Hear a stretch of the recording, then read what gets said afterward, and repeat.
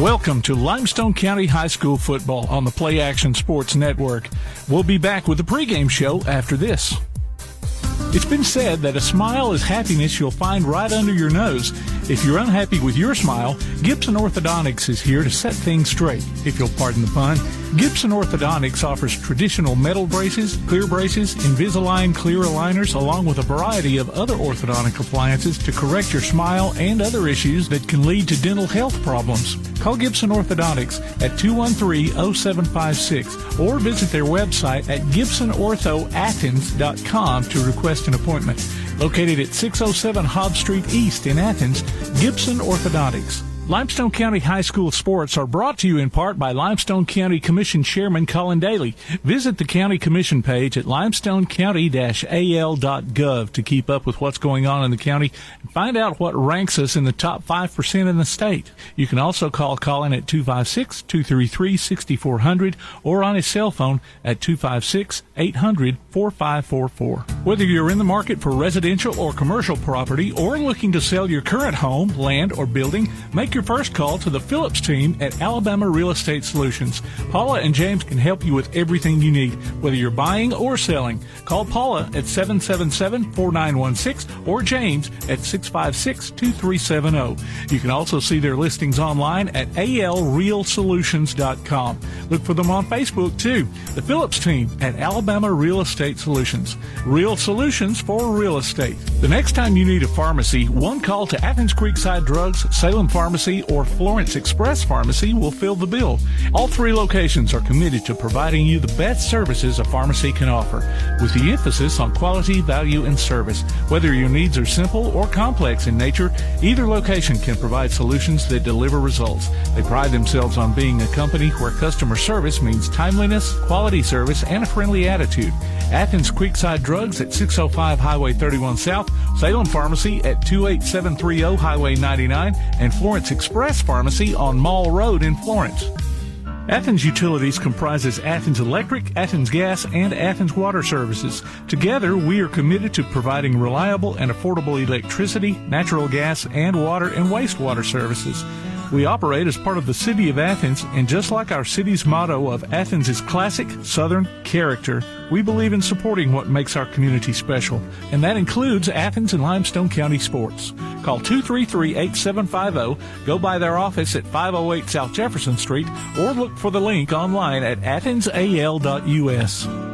Whether you've suffered massive storm damages to your roof or it appears to be only minor repairs you need, call Evans Roofing for a free inspection at 345-9179 or 614-2796. Don't trust one of those out-of-town operations that are here today and gone tomorrow. Evans Roofing is locally owned and operated, BBB accredited, bonded, and licensed, as well as licensed by the Alabama Home Builders. Evans Roofing offers a 10-year warranty and the lowest price guaranteed. Call 345-9179 or 614-2796 or visit them on Facebook. Evans Roofing. We'll be here after the storm. Come on out to Village Pizza on the Athens Square for the best freshly made pizza, wings, pasta, sandwiches, salads, and more. Folks from all over the Southeast rave about their food, service, and great atmosphere. See for yourself. Village Pizza, 222 West Market Street in Athens. Since 1951, Cream Delight in Athens has been a Valley tradition. From their upside-down banana split and milkshakes to chili dogs and pretzels, Cream Delight has served generations from the same walk-up location. Cream Delight, 401 West Washington Street in Athens. One of the worst feelings you can have is that of being stranded. Well, BT's Towing, Tire, and Truck Repair makes that a thing of the past, with 24/7 towing services and roadside assistance in the northern Alabama and southern Tennessee areas. But that's not all. They also offer truck and trailer repair, mobile welding, brake service and repair, new and used tires, and other major and minor repairs. Their name says it all, BT's Towing, Tire, and Truck Repair. For 24/7 response, call 497-8234. That's 497-8234. BT's Towing, Tire, and Truck Repair. Davis & Cole LLP in Athens has served the area assisting individuals and businesses with bookkeeping, tax preparation and filing, and routine accounting. Davis & Cole LLP, 105 South Marion Street in Athens. Call 232-9994. Davis & Cole LLP. Looking for T-shirts with just the message you want? They're as close as your computer or mobile device. Just go to daddyoscustomtees.com and look through the selection of designs for the perfect one. Or say just what you want with your very own designer message. Daddy O's Custom Tees features short and long sleeve t-shirts plus sweatshirts, hoodies, aprons, mugs, and even pet apparel. With Daddy O's Custom Tees, you can have it your way, whether you need 1 or 100. Go to daddyoscustomtees.com. That's DADDYOS Custom TEES.com. daddyoscustomtees.com. So, how are the kids? Well, Emily made the honor roll. Oh, good for her. Yeah, we're really proud of her. Tyler, on the other hand, though. What's going on? He's been moody lately, just feeling down and not like himself. Oh, we've been there. Nick was struggling last spring. He was so anxious and stressed. Really? What helped? Well, he joined the soccer team. And ever since, he's been a lot happier. He has more energy, he's less stressed, and he's definitely in a better mood at home. It's made a huge difference. That's awesome. Yeah, I'm glad he's getting out of the house, he's getting some exercise, and he's off his phone for once. It's been good for his mental health. Sounds like it's been good for your mental health, too. Participating in Alabama high school sports improves students' physical and mental health. Encourage your son or daughter to get involved. This message presented by the AHSAA and the Alabama High School Athletic Directors and Coaches Association. If you'd like to download a copy of this game or hear it again on demand, go to pasnetwork.net. You can find this game and previous games under the Archives tab. That's pasnetwork.net. Play Action Sports. Good evening, everyone, and welcome to tonight's Play Action Sports broadcast of Limestone County football. We are in East Limestone at Kavner Field, the home of the East Limestone Indians, as they host the visiting Lawrence County Red Devils. This is a Region 8 matchup in 5A, and both teams come in tonight without a win in Region 8 action. But tonight, one of them is going to walk away with their first victory. Good evening again, everyone. I'm Kirk Pierce. Alongside me in a little bit will be Garth Garris. He'll be bringing you the color commentating, and our producer, Mr. Tim Lambert. As I mentioned, both teams are looking for their first region win of 2022. Now, coming in tonight, Coach Trent Walker with Lawrence County. He's in his second year, and last year they did not win a game, but they come in here tonight with an improving on that record so far with a 2-5 record. Again, 0-4 in Region 8 action. Now, East Limestone also have a new coach, Clint Woodfin, in his first year at East Limestone. Now, Coach Woodfin is kind of in a different kind of position. He just took the job about a month before, or just to give a little over a month before the season started. And they're looking at a 1-5 record with an 0-3 record in Region 8 action. And Lawrence County, for their victories, they defeated Danville to start the season with their second win coming 2 weeks ago against Hansville. And then they dropped their fourth Region 8 game against West Point last Friday night. Now, the thing about Lawrence County is they have given up 190 points on defense, with their offense only scoring 63 points in 7 games. But they've got some key players that we want to be on the lookout for. At wide receiver, you've got Braylon Dame. Now, he's averaging about 83 yards per game. At running back, they'll have Sutton Phillips. These are names you need to listen for with Lawrence County. 75 yards per game on the ground. He's the running back. And then at quarterback, you got Parker Frost. He's throwing about 121 yards per game as well. Now, East Limestone comes in with their lone win against Central Florence back in August, and with their most recent loss, because they had a bye last week, they lost 2 weeks ago to cross-county rival West Limestone. Now, East Limestone's defense has given up an average of a little over 38 points per game, while the offense is only averaging roughly around 16 points per game. They got to get better with that. They got to get their offensive flow. How do they do that? Well, you need to keep an eye on some of their key players. One of them in particular is keep an eye on first-year starting quarterback sophomore Jake Cochran. Now, Jake Cochran has speed. He's got some strength. He's adding a little bit more each and every day. He's a sophomore. We got to see him play a little bit of action last year for the Indians, but this year this is his team at sophomore quarterback. He has good game knowledge as well. Now, on the defensive side, you've got number 9, Caden Joyner, and number 3, Justin Robinson. Those are names you're going to need to listen for as well. And when you look at this rivalry, or when you look at this matchup between these two teams, East Limestone holds the all-time wins in the series with a 12-7 record against Lawrence County. Last time they matched up, which was last year, 2021, East Limestone won 48-14. So let's hope that tonight we can mirror that action from last year as well. We are just a little over 10 minutes, about 12 and a half minutes away from kickoff for tonight's Limestone County action. We're going to take a break. When we come back, we should have the bands on the field, or at least the band on the field, and we'll have the national anthem. Again, you're listening to Limestone County Football on Play Action Sports. Whether you're in the market for residential or commercial property or looking to sell your current home, land, or building, make your first call to the Phillips team at Alabama Real Estate Solutions. Paula and James can help you with everything you need, whether you're buying or selling. Call Paula at 777-4916 or James at 656-2370. You can also see their listings online at alrealsolutions.com. Look for them on Facebook, too. The Phillips team at Alabama Real Estate Solutions. Real solutions for real estate. The next time you need a pharmacy, one call to Athens Creekside Drugs, Salem Pharmacy, or Florence Express Pharmacy will fill the bill. All 3 locations are committed to providing you the best services a pharmacy can offer, with the emphasis on quality, value, and service. Whether your needs are simple or complex in nature, either location can provide solutions that deliver results. They pride themselves on being a company where customer service means timeliness, quality service, and a friendly attitude.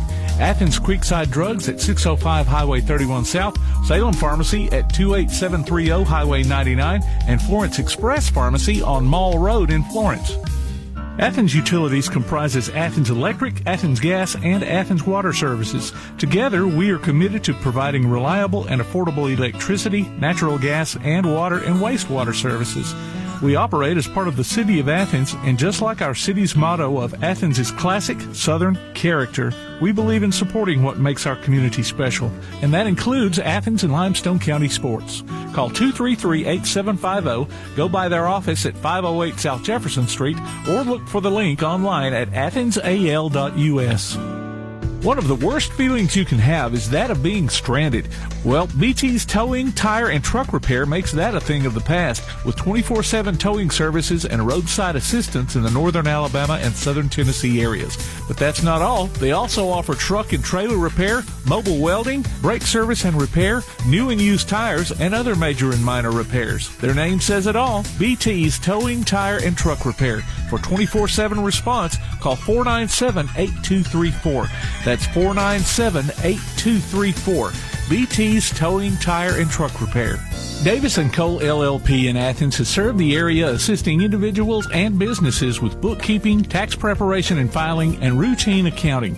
Davis & Cole LLP, 105 South Marion Street in Athens. Call 232-9994. Davis & Cole LLP.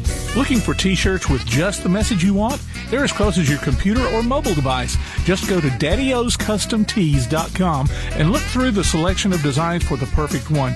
Or say just what you want with your very own designer message. Daddy O's Custom Tees features short and long sleeve T-shirts plus sweatshirts, hoodies, aprons, mugs, and even pet apparel. With Daddy O's Custom Tees, you can have it your way, whether you need 1 or 100. Go to daddyoscustomtees.com. That's DADDYOS Custom TEES.com. daddyoscustomtees.com. I'll never forget the day I decided to go out for the football team. Mr. Banks, the JV football coach and my history teacher, asked me to stay after class. I thought I was in trouble. He said, "Hey, Darius, have you thought about going out for football? I think you'd be great." Fact is, I never played football. Fact is, I never had anyone tell me I'd be great at something. So, with no experience at all, I signed up. And a week later, I padded up and was running drills on the field. I never was great, but playing high school sports was one of the greatest experiences of my life. I was accepted by my teammates, and I learned that when someone believes in you, you can believe in yourself. Encourage a student you know to take part in a high school sport. This message presented by the AHSAA and the Alabama High School Athletic Directors and Coaches Association. Applebee's Tailgate Talk wants to recognize our local athletes, and you can help. Go to tailgatetalk.net throughout the school year to vote for the Applebee's Neighborhood Athlete of the Week. The winner will receive a gift card from Applebee's Neighborhood Grill and a t-shirt from Gotcha Covered Screen Printing and more. Submit your own nominations for future polls, too. While you're there, check out the Tailgate Talk archives and see what you might have missed. That's the Applebee's Neighborhood Athlete of the Week. Cast your vote today from Applebee's Neighborhood Grill and 1080 WKAC. Welcome back to Play Action Sports as we're listening to Limestone County football. Right here, again, we are at Kavner Field, the home of the East Limestone Indians, and just a lot going on tonight. I told you that we were going to have the band play the national anthem. Well, they did that during our break, and I got to tell you, folks, you missed a good rendition. East Limestone's band did a great job, but we'll be able to hear them during halftime tonight and get a chance to listen to the East Limestone Indians marching band bring some halftime festivities. Again, welcome to tonight's broadcast. I'm Kirk Pierce, going to do the play-by-play. We're waiting on our color commentating man, Garth Garris, to get up here. He's down there talking to people, so I know he's ready for it. Tim's over here. He's our producer.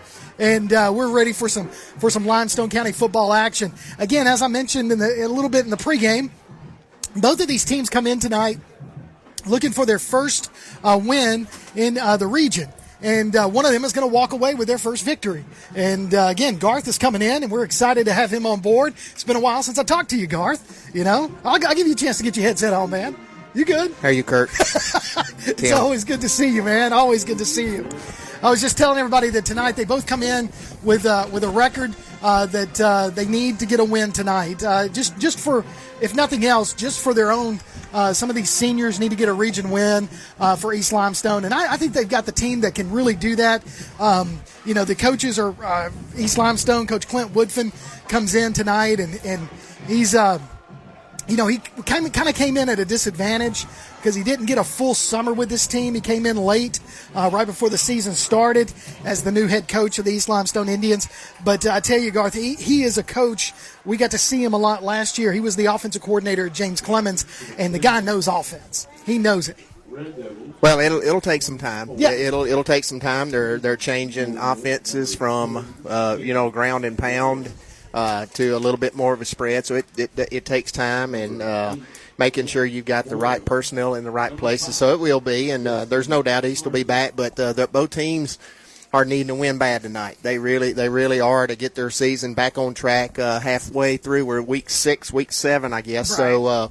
So that sets up the second half of the season, and there's still, with a win tonight, there's probably still an outside chance of making the playoffs, and that's obviously the ultimate goal. So right. Looking forward to seeing. I know, the records, don't worry about that. They've been in some games here where they've lost some close games, so I'm sure tonight's going to be a slugfest, and excited to see you here and be with you, Kurt. Well, I'm glad to have you here, man. You always make it fun to do this. We just kind of have a great time, and plus we get to watch high school football. It doesn't get any better than that.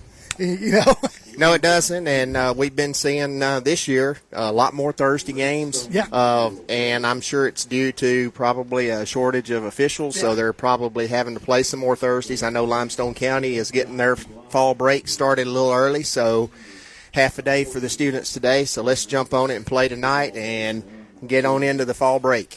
Well, the temperature is a really clear night tonight. It's going to keep dropping. It started off at about the mid-70s, and now it's just going to continue to drop as the night goes on. But you can kind of look at the captains at midfield for East Limestone. Number 2, Christopher Douglas. You've also got number 9, Caden Joyner. I mentioned him during the pregame as a name to watch for on the defensive side for East Limestone. You've also got number 57. That's Caden Autry. Now, East Limestone has, to me, one of the prettiest uniforms with their garnet. That kind of garnet look with the gold, the Vegas gold. Tonight they decided to break out the black jerseys with the kind of the garnet pants with the gold Vegas gold helmets, and of course they've got that warrior spear on the side of their helmets. And then Lawrence County comes in here tonight with their red pants, their red and white, red pants, white jerseys with the red numerals and the white helmets trimmed in red as well. So the coin toss is happening right now on the 50-yard line. As we're just a little bit before kickoff, looks like Lawrence County has won the toss, and they have deferred to the second half, which means East Limestone is going to start with offense. So we're going to get to see this offense that Coach Woodfin is trying to install, get going, and with that young quarterback, Jake Cochran, the sophomore. As I said, that kid has been, a lot of these kids in East Limestone, they've been playing this game for a long time. They've come up through the Pee Wee system, and I've seen Jake play. I've seen him play baseball. I've seen him play football. The kid knows the game. He's got some speed. I spoke to his dad before the game, and Jake's jumped up to about 6'2", and he's got some arm strength. We're certainly looking forward to watching him play tonight, and hometown Indians, and hopefully they can bring home this win and send Lawrence County back home with a loss. Love to do that. Now, you can always check out Play Action Sports mobile app. It's your connection to all the live streams along with scores, game archives, and more. Go online to pasnetwork.net for the download links. And here come the Indians as they come through their little tunnel over there with the nice pink smoke. They're celebrating the cancer awareness, breast cancer awareness. A lot of the student sections dressed in pink tonight, and so they were able to run over here and get on the sidelines, and now we're waiting on Lawrence County to take the field. Throw in pink to the red and the white and the garnet and the gold and or maroon and gold and cardinal and gold, wherever you want to call it. We've got all kind of colors here just tonight. All kinds of them. Now, folks, I want to keep you in mind of a couple of different things. We'll have our post-game show after tonight's matchup, which we hope will be a victory for the Indians. But you can make sure you listen for the Limestone County Player of the Game. Our featured player will get a gift certificate that's good at either Village Pizza or Cream Delight. And you can also listen for the Lawlers Fan of the Week. And we'll announce the winner during our post-game show of each and every Limestone County game. The winner gets a $20 gift card from Lawler's Barbecue. So we'll announce those winners tonight during our post-game show. Well, Garth, we're almost ready for kickoff, man, and the Indians are taking the field. Awesome. We're excited. Ready to go here. Tim, any games other than this one tonight around here? Well, thank you, Colin, for this score update all night. So I want to thank our commissioner, Colin Daly, for this score update all night, Kurt. So right now the score is 0-0. So score brought to you by our Limestone County Commissioner, Chairman, Mr. Colin Daly. So back deep to receive for East Limestone is going to be number 1, Bryson Grissom. He is a 5'9" wide receiver, and he's just a freshman. So they're putting their hands in the receiving in the freshman. You've also got Jake Cochran back there. So you'll also see Christopher Douglas, who's one of our team captains tonight. Well, you mix them in if they're at practice, and and I'm sure there's obviously some injuries at this time during the season, and kids are probably having to be put into the fire a little bit earlier than normal. But again, you will play. You will try to get some depth with your team on special teams. So there may be some students there, some athletes there, or some players that are out there that might not necessarily be starting first string offense or first string defense. So kicking off for Lawrence County is going to be number 12. That is Eric Gordon. And again, back deep to receive Bryson Grissom for East Limestone. We are about ready for kickoff. We're waiting on the official to blow the whistle. And here we go, folks. Ladies and gentlemen, Limestone County football, East Limestone, Lawrence County. Here we go. It's a short kick. It's going to be fielded by the up man. Didn't get the number, but he's going to take the ball at about the 28-yard line, cross the 30, down to about the 33. So good field position for East Limestone. 1st and 10 from their own 33. Maybe 28 there. It's kind of hard to see these numbers. 26 looks like they're Jordan Brooks. All right, Jordan Brooks with that kickoff return for East Limestone. Good field position for this first series, and let's see what these Indians come out ready to do. So Jake Cochran leads this offense out there, and he's going to line up in the shotgun. He's going to have splits to both sides. He's got the one closest to us really split far, almost to the sidelines. He's got running back to his right. Cochran does. He's going to give the handoff to the running back, and it's going to be a reverse around to the right side, and the running back is passed. He's got the first down, crosses the 50 down to about the 45-yard line of Lawrence County. 1st and 10, East Limestone right off the bat.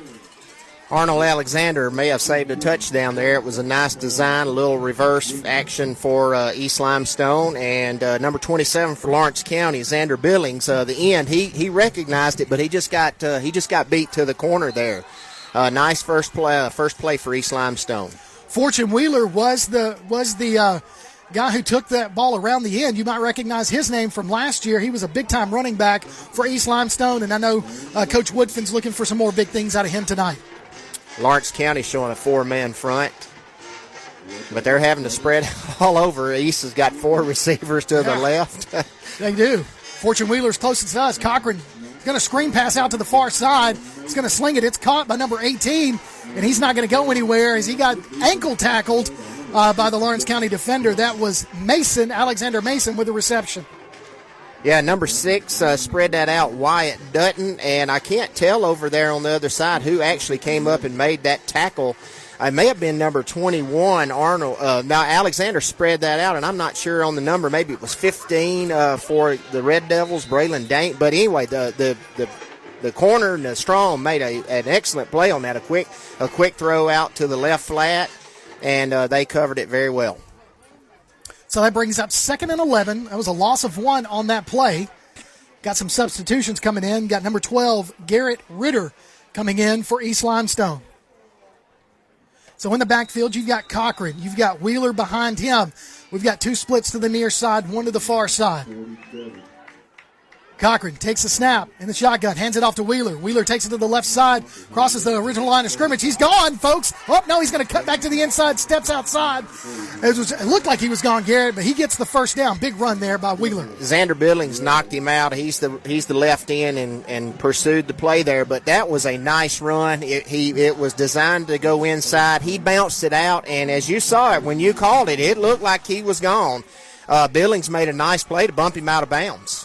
He must have been tiptoeing that sidelines because I tell you, that was the only man that could get him. Yeah, that picked up 15 yards, so first down for the Indians. So 1st and 10, East Limestone at the Lawrence County 31-yard line. Cochran, shotgun, Wheeler back there with him. Looks like we got a little encroachment on the defense. It's going to be offsides on the defense right there. That's going to move that up a little bit further, close to that goal line for East Limestone. Yep, that is offsides is the call against Lawrence County. So a nice little drive here, 2 first downs for East Limestone, and now they've got an offsides on the Red Devils, so it's 1st and 5. So let's see if they go to the air here and try to score a quick one.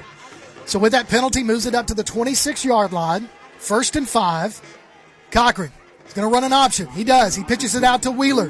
Wheeler trying to get that corner, runs over the first man, but that first man does bring him down short of the 20-yard line, which is what he needed to do is get to the 21. So I think he's at the 22. So it looks like it's going to be 2nd and 1. Little option to the right side, and Taden Boyd, the cornerback out here, he fought off the block. It was a good block. The Indians out here, the wide receiver on this side, had an outstanding block, kept him, but he shucked him and made a nice tackle. So that's what Coach Woodfin brings in. You talked about the ground and pound that East Limestone's known for. Coach Woodfin brings in a read option from that shotgun formation and that pistol.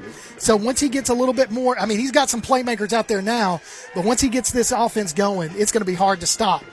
Well, I like that. I like that play. It had a chance to, gain 4 yards, so it's positive yards. Cochran looking at his wristband, making sure he's got the right call. He's going to do a jet sweep to number 18. Number 18's trying to cut it up the middle. He gets the first down, crosses the 20, tackled at about the 18, so another first down for East Limestone.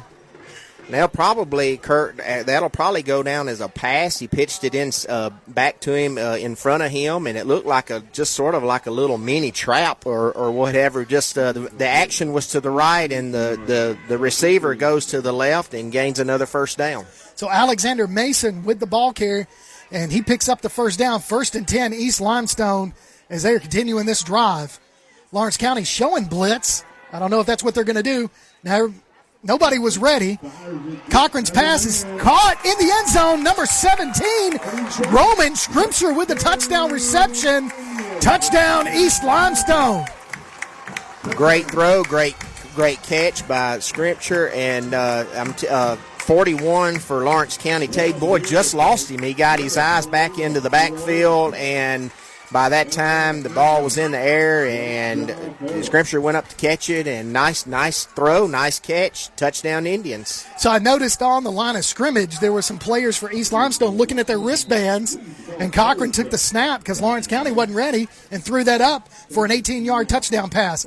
Going for two, pass falls incomplete, kind of that little Tebow jump pass for East Limestone falls incomplete. Yeah, they run their little formation. They line everybody up out to the left, and they'll bring them back if the defense doesn't shift out there. So they threw it out there, and there's a flag. So I don't know if there's procedure or offsides. It looks like it's going to be on Lawrence County. No, they're going to decline it. So it's on East Limestone probably with the procedure, and it is. Yeah, so it is illegal motion there by East Limestone. Lawrence County declines it. So with 9:42 into the left to play in the first quarter, East Limestone strikes first. They're up 6-0. You're listening to Limestone County football on Play Action Sports. It's been said that a smile is happiness you'll find right under your nose. If you're unhappy with your smile, Gibson Orthodontics is here to set things straight. If you'll pardon the pun, Gibson Orthodontics offers traditional metal braces, clear braces, Invisalign clear aligners, along with a variety of other orthodontic appliances to correct your smile and other issues that can lead to dental health problems. Call Gibson Orthodontics at 213-0756 or visit their website at gibsonorthoathens.com to request an appointment. Located at 607 Hobbs Street East in Athens, Gibson Orthodontics. Welcome back to Limestone County football on Play Action Sports. Kirk Pierce, Garth Garris, Tim Lambert, our producer. East Limestone takes an early lead with 9:42 left to play in the first quarter. 6-0 after the 18-yard pass from Jake Cochran to Roman Scrimshire. And back deep to receive for Lawrence County. You've got number 21, that's Arnold Alexander, and number 31, Maddox Morgan. Looks like number 80 for East Limestone is going to be doing the kickoff, William Haynes. William Haynes is your kickoff guy for East Limestone. So we'll see what they do. Lawrence County looking like they're standing. Got one guy standing at the 15, another one standing at the 10. So we'll see if we can get one into the end zone for a touchback. It's a high end-over-end kick. They're going to get East Limestone for offsides on this side, on the near side over here. A little bit jumping the gun over here. So that's going to move that back, and East Limestone is going to re-kick that one. That was a short, high end-over-end kick that was going to number 6, Wyatt Dutton for Lawrence County. So let's see. Coach Woodfin says, let's do it again. It's a trend we've been seeing in high school football slowly over the last couple of years is the old pooch kick, the squib kicks, and the same thing there. They're going to try to pin them down here, maybe the up-backs, maybe force them to catch it just like Lawrence County there and maybe get a fumble or whatever, and want to avoid the run back. So we'll see if East Limestone, they got to back it up 5. Let's see what they do here. So Haynes, again, lines up to kick off. William Haynes. Again, you've got Alexander and Morgan back deep to receive for the Red Devils. Here we go. Haynes keeping everybody in check, making sure nobody moves. And this time they look good. This time it's a little bit deeper. It's going to go to number 21. That is Alexander. He's going to field it at about the 20, and he's going to be hit at the 30-yard line, and he stumbles forward.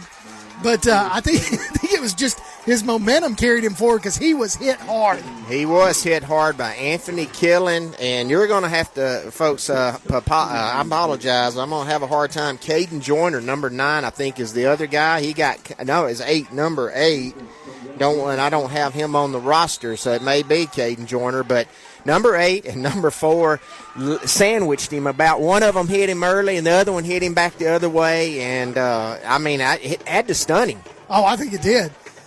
No doubt. All right, Lawrence County, they got splits to the near side. They're going to hand it to the running back, and he's going to be tackled in the backfield. 21, Arnold Alexander had nowhere to go. Now, East Limestone, little run blitz from the left side over there, far side, number 56 in the backfield for East Limestone. Colin Winningham was there first, and no place to go. 5-yard loss for the Red Devils. So it's going to bring up second down and about 15 for Lawrence County. And that ball is going to be moved forward. I guess there was a penalty flag on East Limestone. Yeah, they're calling face mask. Okay.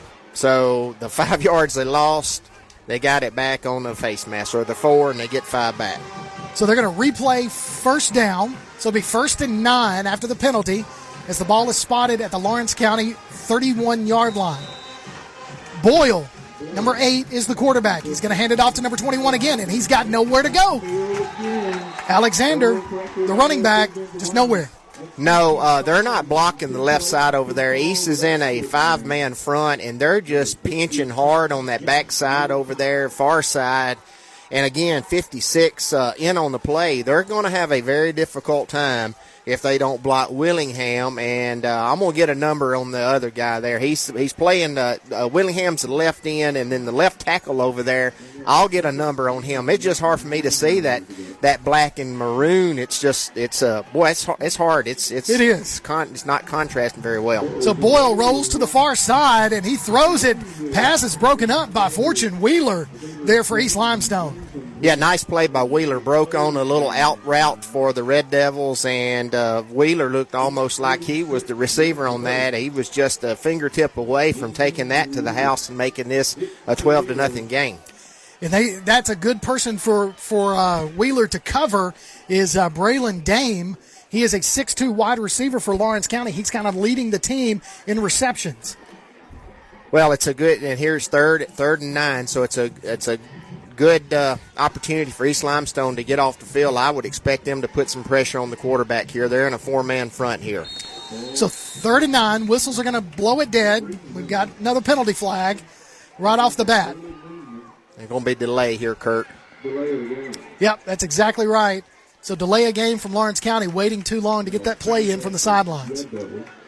Well, I think Coach has got to be excited the way East Limestone has came out and started this game. They're playing with a lot of energy. Both sides, they scored on a 72-yard drive, took it to the house, and now the defense is there's a bad snap. It's past the quarterback. He's just going to fall on it at the 5-yard line. Wow. Tough break there for Lawrence County. Great break for East Limestone. Hey, none of us was ready for that, and the quarterback wasn't ready for it. We're kind of looking at each other, and the ball is snapped. He was obviously not ready for it, and you know that's one where you just got to dive on it. But in all honesty, if you're ever in a position where he could have just picked it up and run it on out of the end zone, that would have been the best thing to do because he's going to get great field position here. So the punter is all the way to the very back of the end zone. And another penalty flag on the play. As this official, the referee, called this one. So it's going to be false start against Lawrence County. That's going to move it half the distance to the goal. So that punter can't move. He can't move. He's going to be lined up.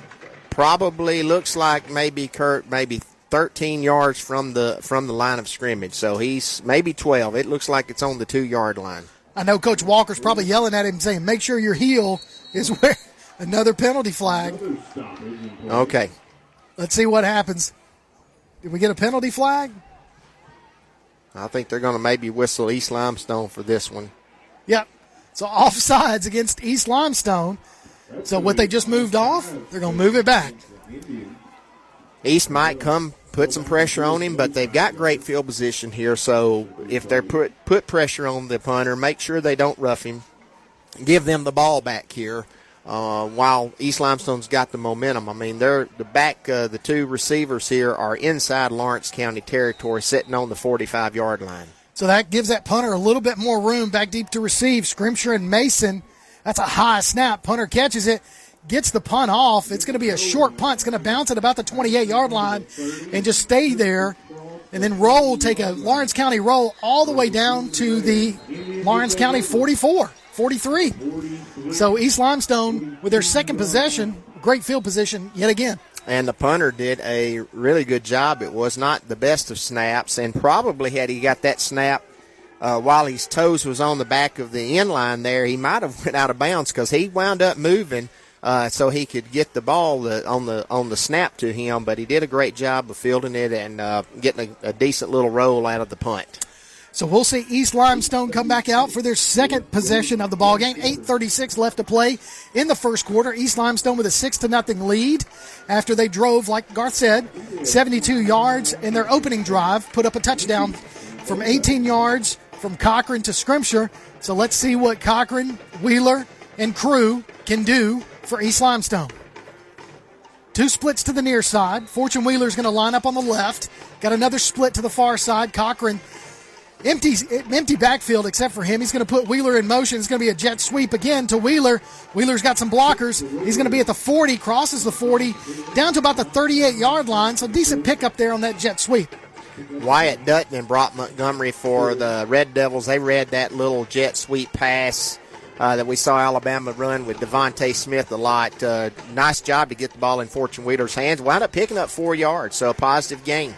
So Wheeler didn't see the cutback. I think if he had planted and cut, he would have just had left everybody in the dust. But nevertheless, pick up a 4, 2nd and 6. Wheeler in motion. Comes under again, going to fake the handoff, and a penalty flag on the play. Looked like Cochran was going to keep that one himself. So let's see what this call is. Very sloppy first quarter already for both teams. False start against East Limestone. So that's going to move them back to about the 43-yard line. So 2nd and 11 after the penalty. Yeah, just lack of discipline there. Somebody moved before the ball snapped and just took it from 2nd and 6 to 2nd and 11. So 2nd and 11, 42-yard line of Lawrence County. Cochran, he's got Wheeler back there to his left. He's going to hand it to Wheeler to the near side. Wheeler trying to follow his blockers. He crosses the original line of scrimmage past the 40 down to about the 37-yard line, so picks up the majority of that yardage back, but still short of the first down, so it'll be about 3rd and 5. 3rd and 5 for the Indians. Nice little run there. He weaved his way in. Taden Boyd, the cornerback, the left cornerback, or on near side here, cornerback, made a nice little tackle there. But nice gain for the Indians. So you've got everybody pretty much in tight. You got a couple of guys that are split just a little bit. Those two are Scrimshire, closest to us, and then on the far side you've got Mason, Alexander Mason. Wheeler to the right of Cochran. Cochran drops back to pass, looking to throw. He's going to drop it off to Fortune Wheeler. Wheeler's going to cross the 30, hits his man at the 25-yard line and goes out of bounds, but he went out of bounds standing up. Nice little design play. They had some action down the field, and he decided to dump it off to Fortune Wheeler, and Fortune Wheeler was able to turn that into a first down. So nice throw by the quarterback for the Indians, Cochran, and Wheeler. Nice little run. His first read was Roman Scrimshire on a curl pattern, but he was covered, so he dropped it off to a safety valve, Fortune Wheeler. And so let's see what they do. 1st and 10, East Limestone going to hand it off to Wheeler up the middle. Wheeler follows that block, cuts across the middle, gets brought down at about the 21-yard line. It's a nice pickup again by Fortune Wheeler. The linebacker there, Wyatt Dutton, again saved a touchdown. Nice run there, and Wheeler saw the opening there, cut it back to the left, and just a little touchdown saving tackle there. But 5-6 yard gain for Wheeler. So 2nd down and about 6 for East Limestone. Ball at the Lawrence County 21-yard line. Cochran puts a man in motion. He's going to go into the halfback position. Wheeler in the backfield. He's going to screen out to Wheeler on the near side. Crosses the 20, still on his feet. Tackled at about the 12-yard line. Picks up another East Limestone first down. Again, that time they just turned Lawrence County's front 4 loose and let them come on through. It was a well-designed screen pass to our side, the near side there. Wheeler weaved his way around and made a nice little run for another Indian first down. So Gio Velez is in there at quarterback in the shotgun. I think it's more like a wildcat, and looks like that Lawrence County jumped off sides again. Yeah, they're going to get them off sides, and so make it a 1st and 5 for the Indians. So let's see. Yep, that's exactly what it is. Offsides against Lawrence County. And looks like Coach Woodfin's going to stick with that lineup for that previous play. So yeah, they gave so many looks so far to the Red Devils. It's been a good little series, a good little start to the game. So Velez takes it from the Wildcat position, gets tackled in the end zone, touchdown East Limestone. Gio Velez from Wildcat runs it in from 15 yards out for another East Limestone touchdown. Yeah, just followed his blocking there, and it looked like it was designed to go off tackle, and he just popped it out and just raced to the corner there. Nice little run by Velasquez, and nice job of blocking by the Indians. So now East Limestone lines up. So here we go. There's the snap. The kick is up, and it looks good. And it is. With 6:18 left to play in the first quarter, East Limestone with a 2-touchdown lead, 13-0 over Lawrence County. You're listening to Limestone County Football on Play Action Sports. Limestone County High School sports are brought to you in part by Limestone County Commission Chairman Colin Daly. Visit the County Commission page at limestonecounty-al.gov to keep up with what's going on in the county and find out what ranks us in the top 5% in the state. You can also call Colin at 256-233-6400 or on his cell phone at 256-800-4544. Davis & Cole LLP in Athens has served the area assisting individuals and businesses with bookkeeping, tax preparation and filing, and routine accounting. Davis & Cole LLP, 105 South Marion Street in Athens. Call 232-9994. Davis & Cole LLP. Welcome back to Kavnar Field, the home of the East Limestone Indians, for tonight's Play Action Sports broadcast of Limestone County football. East Limestone on top with 6:18 left to play in the first quarter, up 13-0, as they have put together two really good drives, Garth, right off the bat with their first two possessions. They've controlled the first half. The first quarter here, 6:18, that two scores, 13-0. Lawrence County's had it 3 plays. So Haynes kicks it. It's a high end-over-end kick, and we got another penalty flag. It's going to be offsides again on the kickoff for East Limestone. Caden Joyner's ready to go down there and lay some wood like he did a minute ago, and we may see deja vu again. He had an offsides, and he is chomping at the bit to get down the field there. And again, that's Xavier Edwards, not number 9, it's number 8. Yeah, we were able to get number 8's name, that as Garth just said, Xavier Edwards, and hey, it's hard to hold back the Bulls, man, when they're ready to go. He's ready. All right, Haynes is going to do it again, his 4th kickoff of the first quarter, because the first one, he has another offside or a false start penalty, and another one again just a moment ago. So he kicks this one. It's a high end over end kick. It's going to be fielded at the 20-yard line. Ball's on the turf, picked up by number 33 for Lawrence County. He's still on his feet. Oh, he gets tackled at the 35-yard line. 1st and 10, Red Devils from their own 35. Yeah, I think that kind of the fumble kind of stopped East Limestone and wound up being a nice little return. He just took it up the middle there, and just a nice little run by the Red Devils. They'll start on their own 36-yard line. So you can follow us on Twitter and Instagram at PAS Network, and look for Play Action Sports on Facebook. What we'll do is keep you updated on scores via Score Stream tonight and throughout the week.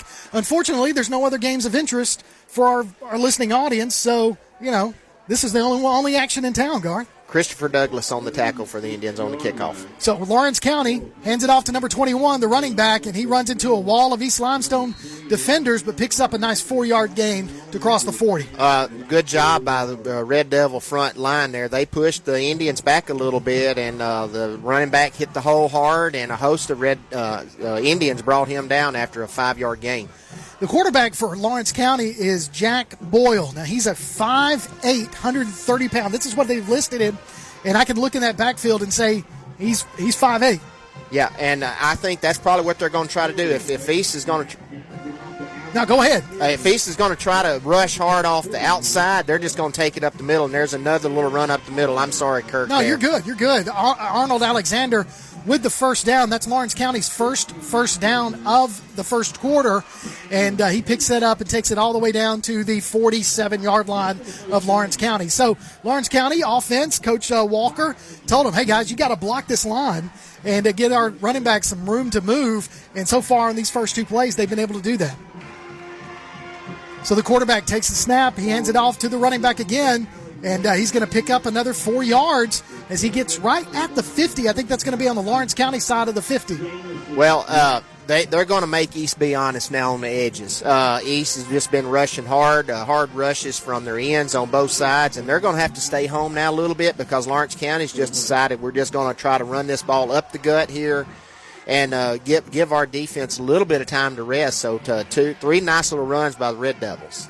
Shotgun formation, 2 splits to the far side. Going to hand it off to Alexander again to the far side. He weaves his way through a couple of holes, picks up some more yardage, brings up a short third down as he's in East Limestone territory, down to about the 45-yard line. So brings up 3rd and short for Lawrence County.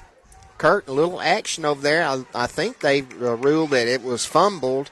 There was a race for the football over there, and I believe Lawrence County has recovered. So they've moved it up about 2 yards. So it'll be 3rd and 1 for Lawrence County there. That's right. The ball is spotted at the East Limestone 44. So, again, Lawrence County trying to put together a decent little drive to try to answer at least one of those scores East Limestone's been able to put up. Yeah, Justin Robinson on the tackle on that last play there. And, again, they got East Limestone to not rush as hard, and that opened up a little bit of seam over there. That was the running back there bounced it out to the right. So 3rd and 1, Lawrence County. Obvious 4-down territory here if they don't pick it up here. This first down. Got 1 split to the near side, 2 to the far side. That's the short side of the field. Comes to Boyle. He was not ready for that one at all again, but he catches it and is tackled for a loss in the backfield, loss of 2. So that makes up 4th and 3. How many times do we see you get away from what works and you try to trick somebody and you wind up getting yourself 3 or 4? You see it at every level. Absolutely. It's too much guessing and too much thinking instead of just handing it to your running back and just wedging it up in there. Now it's a great rush by the Indians there and caught him in the backfield for a 3-yard loss. One thing that they're not doing, Lawrence County, they're not running to the left side. So they're pretty much staying on it looks like the right side is their strong side. So let's see what they do here. Hand it off to the big running back, number 31, and I think he's short, Garth. I really do. He didn't get it. He gained 1 yard. It'll be turnover Indians. So East Limestone with a stop on 4th down to take over possession with a good field position again. Even though they're on their side of the field, the ball is spotted at the East Limestone 46. 1st and 10, East Limestone. You can go to tune in for Play Action Sports Update 3 times each weekday for school, youth, and amateur sports. News from Limestone County area. Check it out on 1080 AM WKAC. Kirk Pierce, Garth Garris, Tim Lambert, our producer, bringing you tonight's Limestone County football game of the week at East Limestone and Lawrence County. Cochran in the backfield. He's got, looks like Wheeler. I can't tell if that's Wheeler back there with him right now, but he's got 2 splits to the near side, 1 to the far side. Going to hand it off to the running back. And it is Edwards. Xavier Edwards is going to take it to the house, folks. Xavier Edwards with the 40, from the 45-yard line. So that is a 55-yard touchdown run by Xavier Edwards. First play of their 3rd possession for East Limestone. Just a little handoff. We'd call that a sweep, and just a handoff, and he found the seam there. Nice blocking by the wide receiver over here, Shrimpshire. They sealed it up on inside, and he was gone. So kicking the extra point, East Limestone with 3:25 left to play in the first quarter. Kick is up, and it is good. And that is Haynes with the extra point. So with 3:25 left to play in the first quarter, East Limestone 20, Lawrence County nothing. You're listening to Limestone County football on Play Action Sports.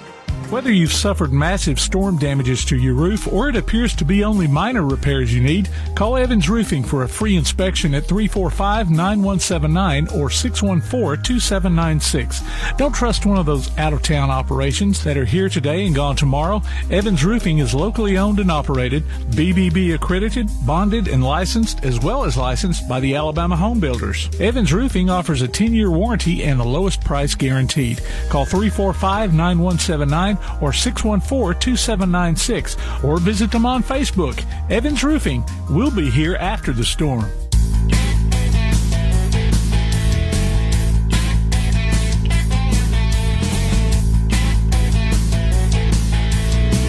Welcome back to Limestone County Football on Play Action Sports. I got a correction for you, people. We've been saying William Haynes. He's on our roster, Garth. We've got 2 number 80s, but that is actually John Stotts kicking off. William Haynes is the backup kicker. Well, we're glad we got that corrected. Yep. So we want to make sure Jan Stotts gets his recognition. So 2 extra points by Stotts. 20-0 lead here, and just one play, 55 yards. East Limestone's up 20-0. Well, I kind of had a feeling coming into tonight's ball game that East was going to be able to really take care of the ball tonight. And so far, 3 possessions, 3 touchdowns, and in the first quarter, it's been all Indians. All Indians. So we see Stotts kicking off from his own 40, making sure nobody goes. There it is, high end-over-end kick. It's going to be fielded at the 15-yard line by number 21 for Lawrence County, and he's got some room. He crosses the 40. There is a penalty flag. It's probably going to be a block in the back, if I was guessing. I didn't see it, but that's usually where it comes from. No, it's just we've got to throw a flag. That's all. So it's a holding call, actually, against Lawrence County. So that's going to bring that good return back because he was able to get to about the 35-yard line, but that's going to be a spot foul. Move that back. So they're going to put it at the 18. So it'll be 1st and 10, Lawrence County from their own 18. So East Limestone defense really stepping up so far tonight, keeping Lawrence County honest. They did, on their last possession, able to move the ball a little bit, but then got a little fancy. Couple of misdirections and had to turn the ball over. Let's see what they can do with their 3rd possession of the night. Handed off to the running back, number 21. He's trying to go to the left side, but as I said before, the left side is pretty strong for East Limestone. He picks up 1. Yeah, the East their front 4, they're stout, and they're not pushing them. They're not pushing them many places. They're doing a great job, and that Lawrence County's going to have to figure out something there. We had 25 Jamison Drake in on the tackle there from the linebacker spot, and last time we didn't see Xavier Edwards jump off sides on kickoff. He had to get a break. He did. After that 55-yard run, he definitely needed it. There's the pass, throws it across the middle, and incomplete, but there's a penalty flag. It's going to be holding against East Limestone on that. They're going to call Chris Douglas for pass interference or holding, and the officials might want to put their handkerchiefs in their pockets and watch the game because this is getting ridiculous at the amount of flags that we're throwing here in a 20-0 game. I'm going to rant for just a minute, okay, because the kid made a nice play. That was not a pass interference or hold. Made a nice play. Lawrence County run a little slant, and he knocked it down, but they're going to call him for pass interference. So maybe they'll put their flags away and watch the game. I like it. So with that penalty, that's going to move that ball up all the way to the Lawrence County 35, give them a 1st down.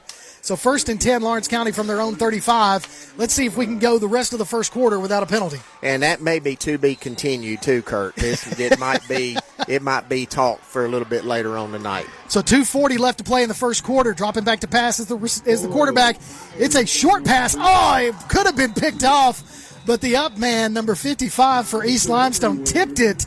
But the free safety was back there, and it just tipped right over his head. Tipped it right over his head there. Wobbly throw. Lawrence County got the 1st down off the pass interference and decided to go up top. And I guess they're thinking now we've got to throw the ball a little bit and try to get a quick score or 2 here to get back in the game because East is back to pinning their ears back, coming to get the quarterback. And I'm not really sure Lawrence County is going to it's still early in the game. You can get back in it, but I think they're trying to sort through and see what they can do to be successful here. So man goes in motion, goes actually up. Boykin runs to the other side, throws it to the flat to number 15. It's going to be caught for really about a yard gain on that. Yes, and he's fumbled it. He's caught the ball a little 1-yard gain, and they're going to say he's fumbled it, and it's went out of bounds there. And nice coverage by the Indians over there on the far side. And again, my apologies if I can't see these numbers. They've got a cardinal number on a black jersey. It is hard to read. You can't see it, and I'm surprised that they allow that. Honestly, I don't think you can wear that in basketball, but that's definitely if you was at Tuscaloosa or Neyland Stadium, you wouldn't be able to see those numbers. Quarterback throws it up, and it is caught. And it is caught for a 1st down at the 46-yard line. So that brings up, that's a first down as I tell you, Boyle, I said Boykin, but it's Boyle. He took a shot after he threw that. That was a desperation throw. Yeah, threw it up, and Braylon Dane, 6'2" for Lawrence County, just went up and caught the ball. Nice catch, and Christopher Douglas was all over him over there. He's played a really nice left cornerback for them, and they've called what they call there, Kurt, I didn't catch it. They called holding against East Limestone on that. So I don't. They ruled it a reception, but now they're moving it back. So maybe somebody came in and overrode that and said it was out of bounds on the catch. But nevertheless, with the holding penalty, that's going to give them a first down anyway, and so it's at the 46-yard line. So I don't understand. Yeah, I don't see a flag out there. I guess they've already picked it up. Not sure it might have been on the other side, but again, they've called holding on the Indians and gave Lawrence County a first down at the 47-yard line. So 1st and 10, Red Devils from their own 47. Couple of penalties keeping them. That was declined. That's why that was declined. So that's a holding call. Reception was good. So holding was the penalty, declined. Lawrence County 1st and 10 from their own 47. Handing it off to the running back. He's got some room. Crosses the 50 down to the East Limestone 49-yard line. So another 5-yard pickup there by the running back. Jamison Drake, the linebacker for the Indians, on the tackle there. 4-yard gain for the Red Devils. A back up, running it up the gut here. Which has been effective. I mean, if you're going to the right side or up the middle, so far that's where they've gotten the majority of their yardage. Well, it killed that second drive, and if you really look at it, what a killer momentum! It was 3rd and 1, and they tried to run it with their quarterback instead of running it with the running back. What they've been doing instead, East Limestone's up 20-0. So 2nd and 6. Boyle's going to throw it. It's going to be tipped at the line of scrimmage and falls short. Incomplete pass brings up 3rd down. Brandon Titsworth tipped that there for the Indians. I think I've got that number right, or that's Cayman Gilchrist, I believe, with the tip there. But they try to run a little slant again on the near side over here, and it's nice tip by the Indians. So you've got 1:39 left to play in the first quarter. East Limestone up 20-0 over Lawrence County. The Lawrence County 3rd down at the East 49-yard line. So 3rd and about 6 for them to get that first down. 2 splits on both sides. Boyle's going to try to throw it. He's going to have to move, and he's going to be brought down. Gets back to the original line of scrimmage. Actually, they're going to say he lost a yard, so he's back in Lawrence County territory. So it's going to bring up 4th and 7 from their own 49. East Limestone brought the linebackers up the middle. Jamison Drake just missed him, and he just the quarterback, but he forced him to run the ball and stepped up in the pocket, and the rest of the Indians there to tackle him. So back deep to receive the punt, Scrimshire and Mason. They are both standing at about their own 20-yard line. Looks like number 12, Gordon for Lawrence County, back to punt, standing at his 35. Takes a couple extra steps. It's going to be a short punt. It's going to bounce and take a Lawrence County roll down to about the 18-yard line of East Limestone. So that's actually going to be the worst field position East Limestone's had so far in this first quarter. So 1st and 10, East Limestone from their own 18 with 53 seconds left to play in the first quarter. East Limestone with a 20-0 lead. You can go to PASnetwork.net and check the schedule of games we'll be covering. Then bring your radio to the game, and you can tune it into 105.3 FM to hear stadium play-by-play while you watch the game. So people brought their own radios, tuned it in. Garth, they could listen to us tonight. Tune it in. Tune it in tonight. It's 20-0 home team on top, and so let's see if they can capitalize, score another touchdown here. So Cochran's got Wheeler in the backfield. He's going to hand it off to Wheeler right up the middle. Wheeler cuts and jukes and gets past a lot of defenders, rolls forward for the first down. So he picks up 11 on that one down to his own 29-yard line. Yeah, picked up 11 yards there, just right up the gut. And, again, touchdown saving tackle by the Red Devils because he hit that hole like on a mission and he was going to the house. So Wheeler in the backfield with Cochran. They're going to hand it off to Wheeler again. Wheeler's going to be met at the line of scrimmage and brought down for just a 1-yard gain. Brought down by number 27, Xander Billings for Lawrence County. Yeah, Xander Billings playing the end over here just crashed down and made a nice tackle on Wheeler. Fortune Wheeler. Yep. So that's going to bring up 2nd and 9. That's a long 9 because they barely gave him a half a yard on that. So 2nd and 9 from their own 30-yard line is East Limestone. Looks like we're going to let that clock run down to finish the first quarter. That's the end of one with your score. East Limestone 20, Lawrence County nothing. We'll take a break. When we come back, you'll have second quarter action. You're listening to Limestone County Football on Play Action Sports.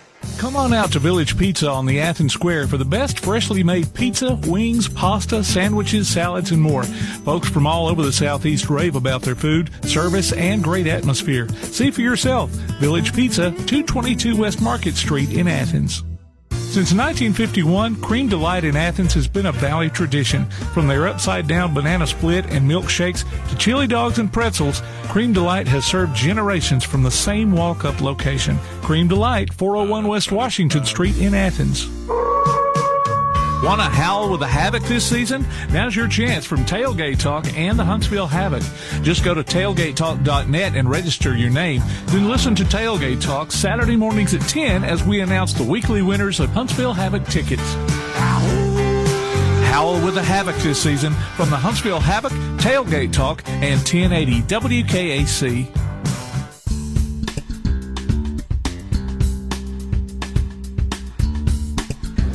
Welcome back to Limestone County Football right here on Play Action Sports as we get ready for second quarter action here at Kavner Field, the home of the East Limestone Indians.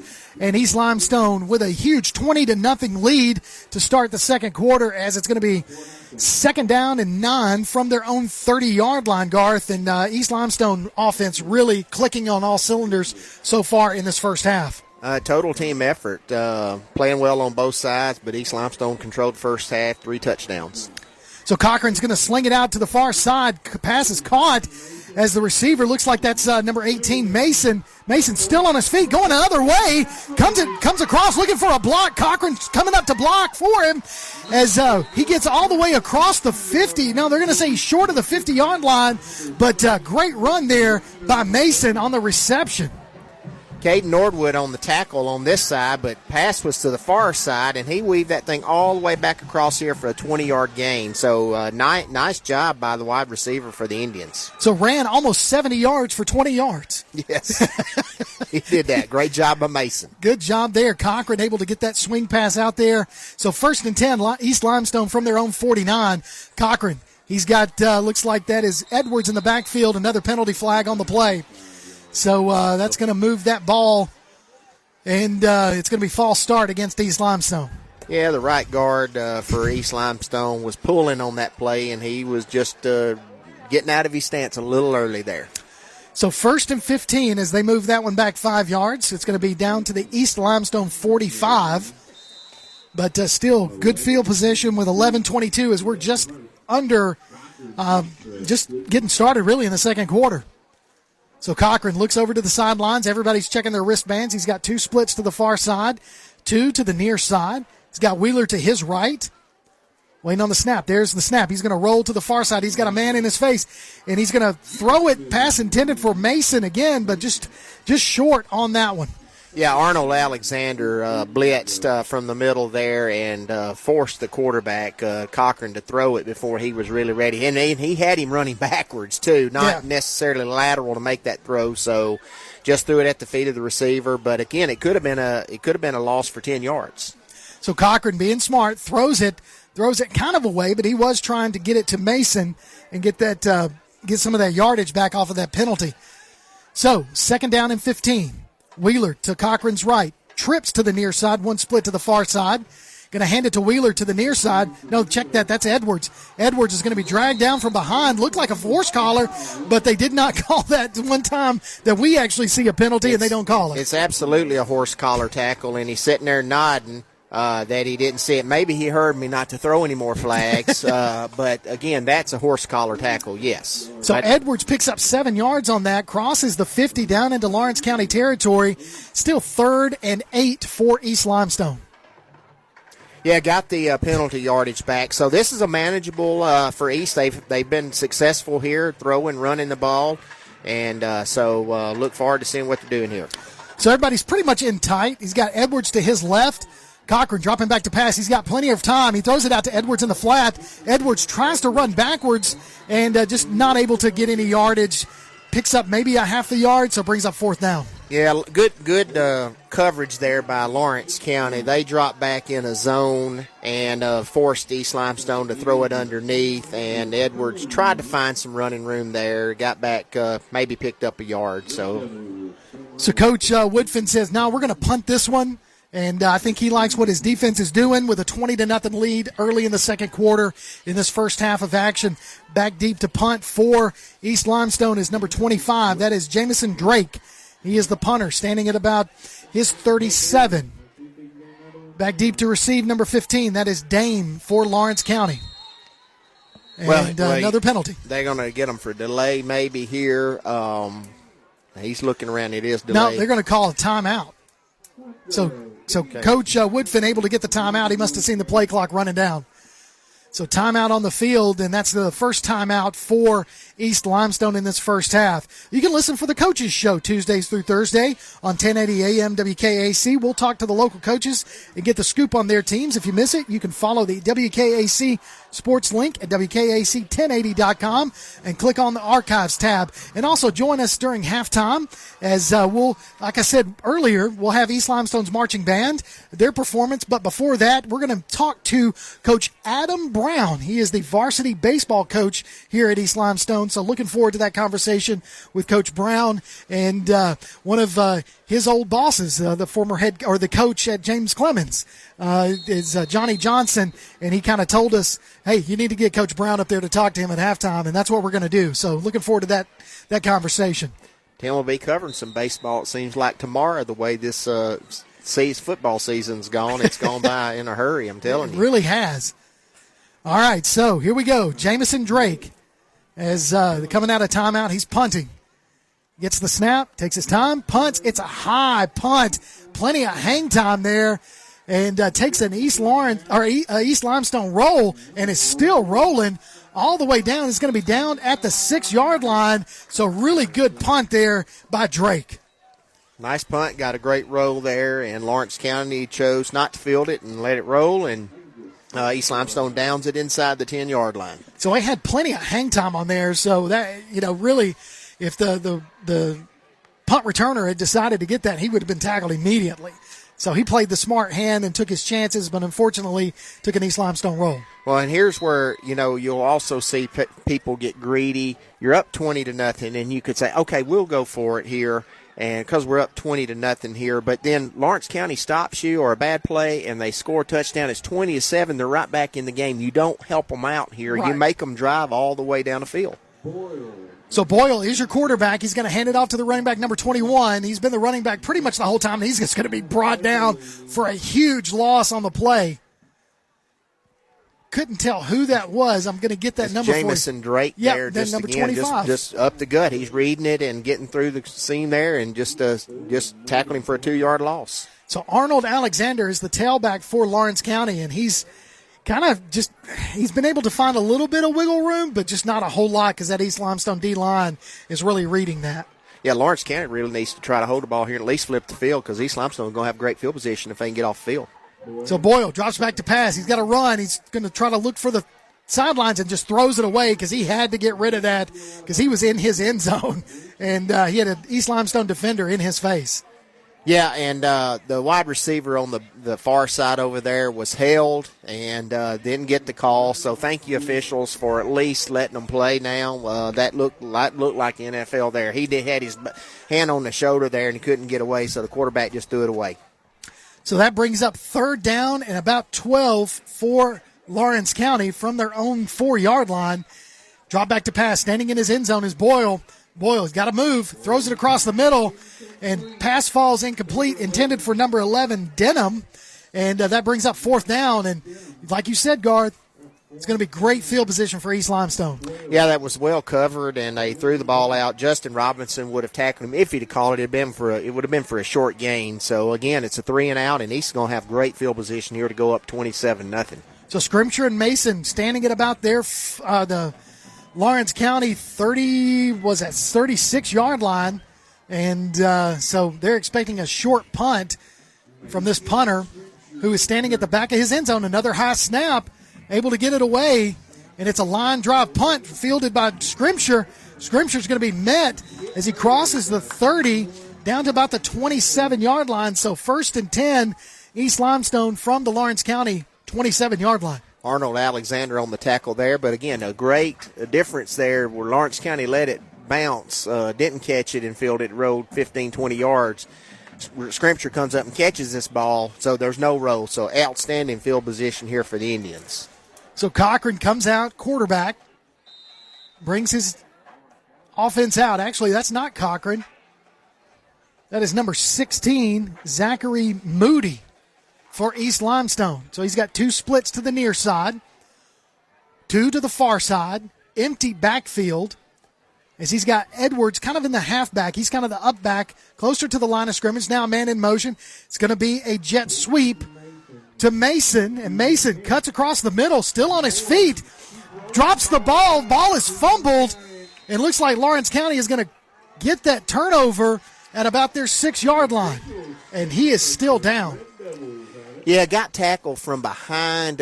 He was working his way toward the end zone there, and just somebody punched the ball out, and Lawrence County was able to hold on to the ball. I think his feelings are hurt there more than him being hurt there. It was a great run, but it's a turnover, and Lawrence County survives and gets off the field, still down 20-0. So 1st and 10, Lawrence County from their own 6-yard line. While it was a fumble, it doesn't help Lawrence County at all, except they get the ball back. So let's see what East Limestone defense can do, see if we can't get a turnover right here and get that ball back. No, their defense is playing really well, flying to the ball. So handoff to the running back up the middle. He's going to pick up he's going to have a loss of a yard on the play, so brings up 2nd down and about 11 for Lawrence County. Again, trying to run it up the middle, and that East Limestone defensive line is just really holding. Had a little success early in the first quarter. East has figured it out, and they've not gotten anything up the middle here in the last, quarter, half of a quarter and a half. So again, you mentioned that on their second drive, they were successful. Got to a 3rd and 1, tried to get a little fancy instead of going with their bread and butter, and now East Limestone's kind of figured that out and going to try to shut that down going up the middle as Boyle throws it across the middle, and pass falls incomplete, intended for number 3, Caden Ware hit him right in the numbers and bounced right out. Justin Robinson knocks it away. Just a good time in there. It was a nice throw. He had him connected. Justin Robinson just in there, and Lawrence County wants pass interference. Didn't see any pass interference on that play. I didn't either. So 7:38 left to play in the first half. East Limestone up 20-0 over Lawrence County. It's 3rd and long, 3rd and about 11. Going to hand it off to number 21. He's going to try to go around the end on the near side, and there's a penalty flag. It's going to be holding. Looks like holding against Lawrence County. No gain on the play. So that's going to move them back. If it's against Lawrence County, East is probably going to decline this one. Yeah, and I don't have a name for number 13, but, boy, he came out of nowhere and cut that ball. Come from the linebacker position there, turned the guy back inside from the linebacker position there, and he had no place to go. So that's going to be they're going to move them back. So let's see what goes on here. Holding against Lawrence County. So here we go. Holding. There we go. Holding against Lawrence County. Penalty is declined. So that is going to bring up 4th down. And Lawrence County is going to be punting again from their own end zone as the play clock is going. And Lawrence County wasn't even ready for to punt. So Coach Walker is going to call a Lawrence County timeout with 7:23 left to play in this ballgame. Garth, I tell you, East Limestone came out here. They pinned their ears back right off the bat. They've scored 20 points, and their defense is holding really well. Well, Coach Whitfin's got to be pleased so far. It's been a quarter and a half of domination here, other than the turnover. And I mean, that's one that you can, you'll be disappointed with, but you can live with. Kid making an extra effort, seeing the goal line, and then again, Lawrence County makes a play to kind of stay. They're kind of in it, but they've got a long way to go if they cannot move the ball. And East Limestone here again, they're right back in position here to get great field position and go up 27-0. So when we come out of this timeout here in just a second, you're going to have 4th down as the ball is spotted at the 6-yard line of Lawrence County. So their punter is going to be standing in his own end zone. Again, this is their 4th punt.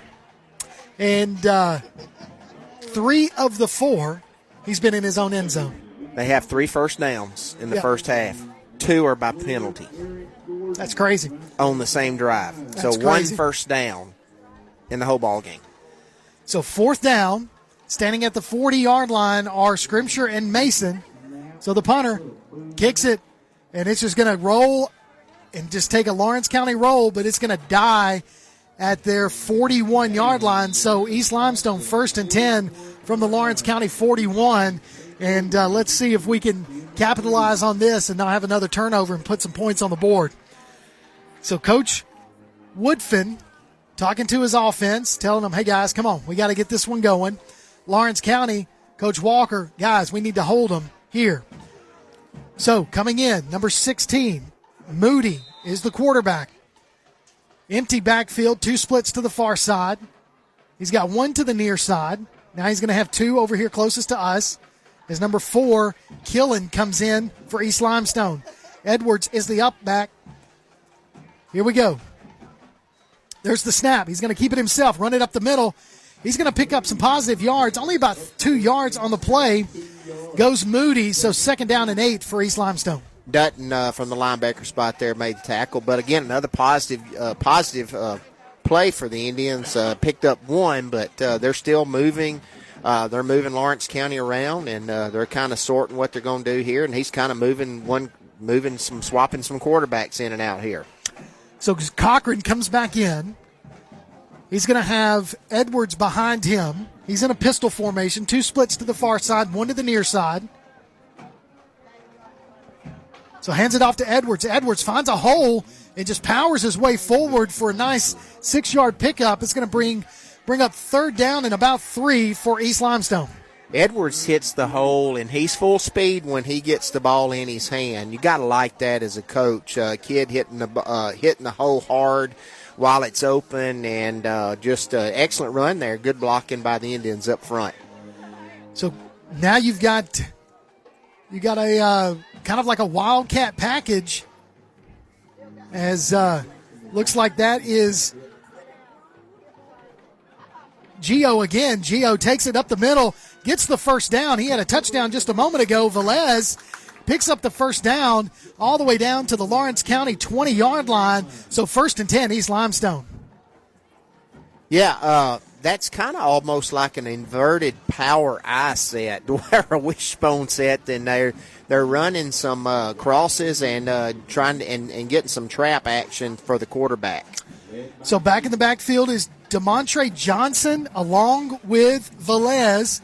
So Velez is kind of the quarterback now, I guess, in this, and he's going to keep it himself up the middle again. But I say the Wildcat, well, he's got some speed. He cut it across again. Short gain there, but again, some positive yardage. I think if he had cut back just about 2 steps before, he'd have had a much bigger hole, but that hole collapsed on him. Pick up 5 yards on the play. Yeah, what they're doing, they've got their quarterback in the pistol or the shotgun, and then they've got the running backs setting to the left or the right in an old power eye looking set, and they're just lead blocking. So here we go. Looking to the sidelines is number, 16, Moody. He takes the snap. Mason, check that. Up the middle, Mason takes it into the end zone, but a penalty flag on the play. I keep saying that's Velez, but that is Mason with that one. So holding against East Limestone. So that's going to negate Mason's touchdown run.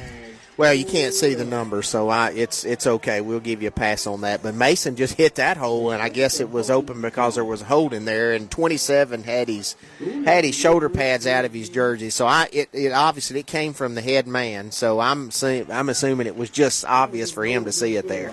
So that's a huge penalty as that moves him back. Second down and almost 20 yards for the first down, moves it down to the 29-yard line of Lawrence County.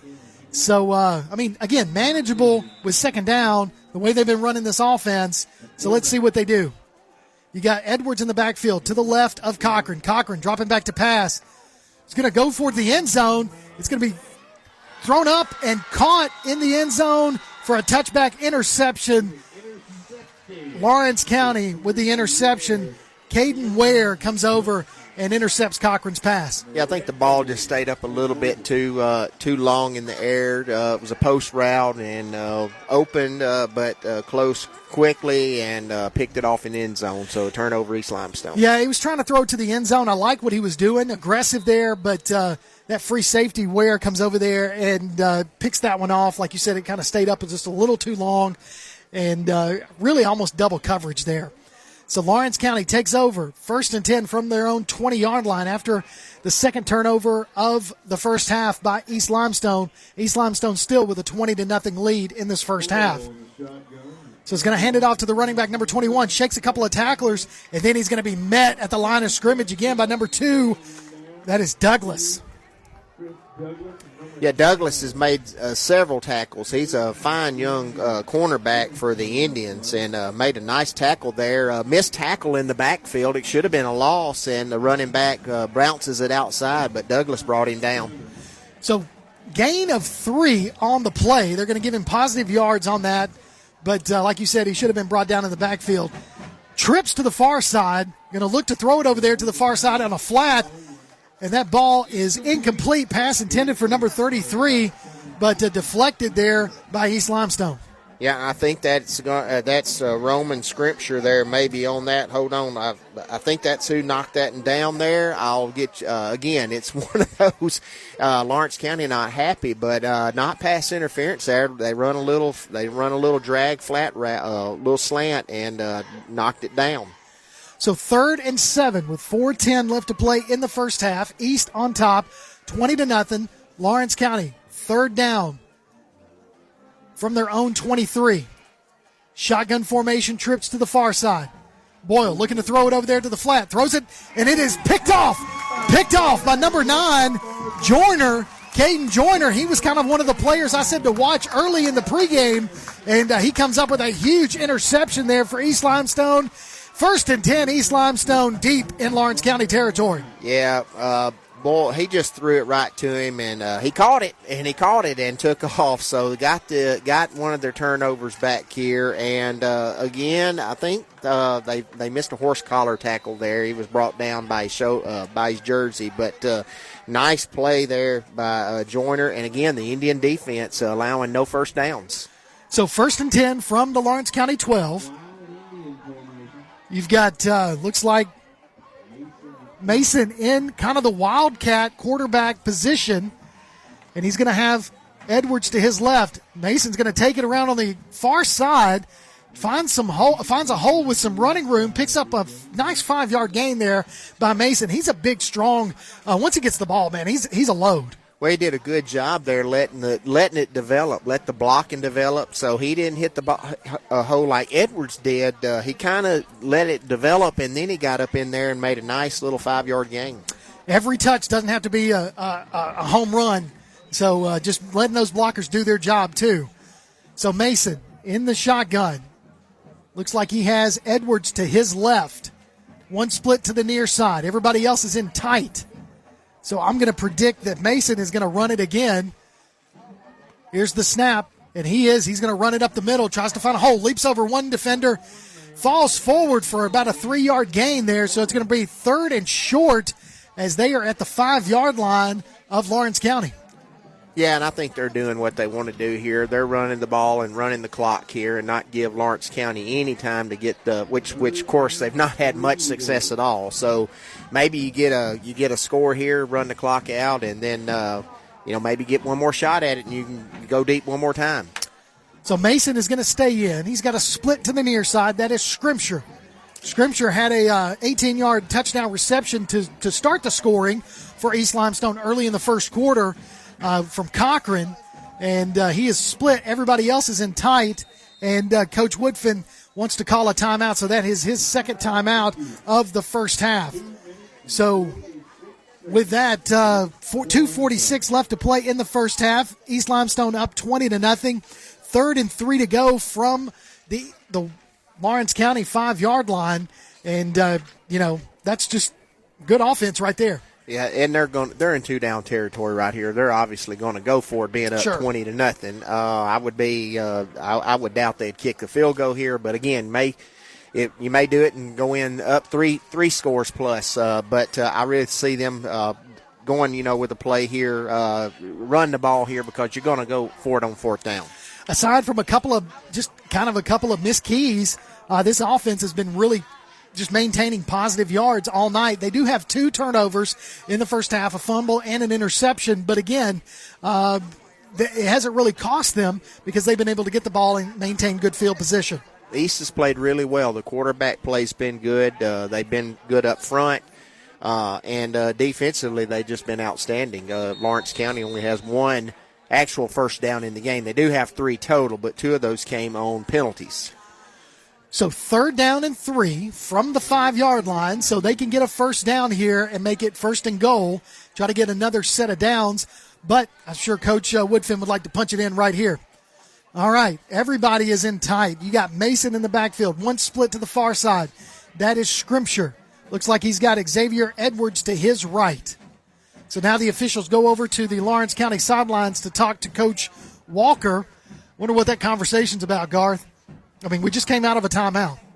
I just think he's probably expressing his dissatisfaction with some of the play, some of the non-calls in the game. I'm guessing he just used that opportunity to express some dissatisfaction, or maybe some of the lack of the pass interference calls.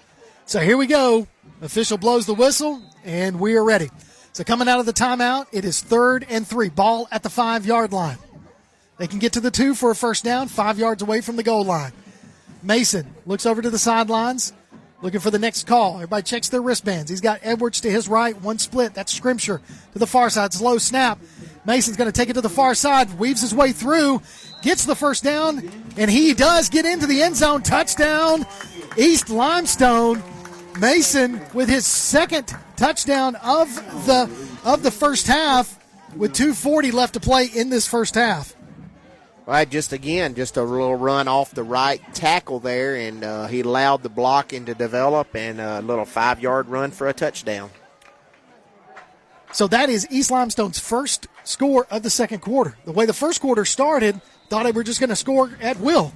So, but hey, nevertheless, here we go. Extra point.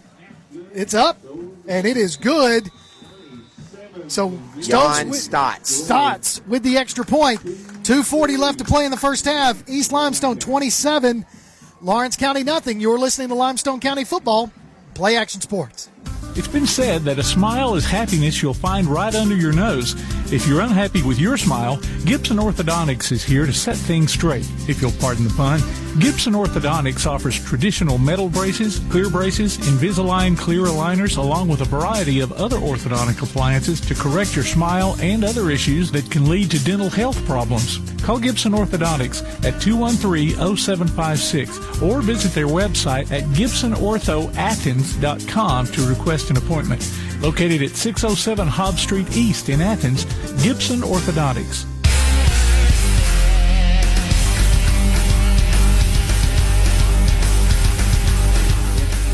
Welcome back to East Limestone broadcast, or the Play Action Sports broadcast of Limestone County Football for East Limestone. I'm sorry, folks.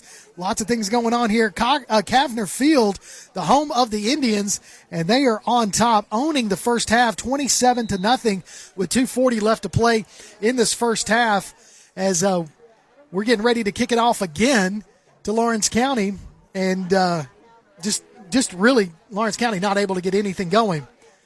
Well, it's just been East Limestone. East Limestone's dominated the first half.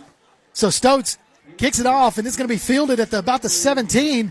Number 33's got some room, tries to cut it across the middle, crosses the 35 down to about the 38-yard line.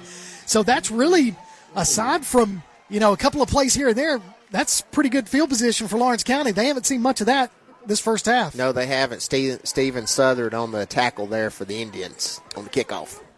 So Southern in there, getting in there, getting some licks in, and 2:13 left to play in this first half. Now, you can look for the monthly Play Action Sports column in Athens Now. We'll update you on what's been happening in local sports news, as well as all upcoming games and events. The paper is free and available at businesses all around the area.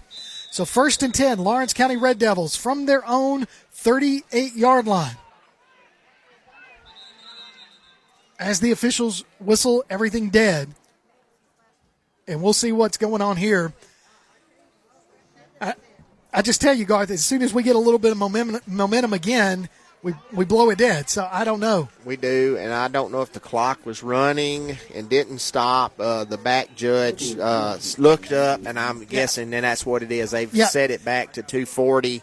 It had gotten down to 1:55, so he must have just kind of glanced back and saw it actually running. They've set it to 2:35. So so they kept it running after the tackle here. So it is at 2:35. It took him longer than 5 seconds to run that, but nevertheless, Bull's got to get rid of it. But he is sacked for a huge loss.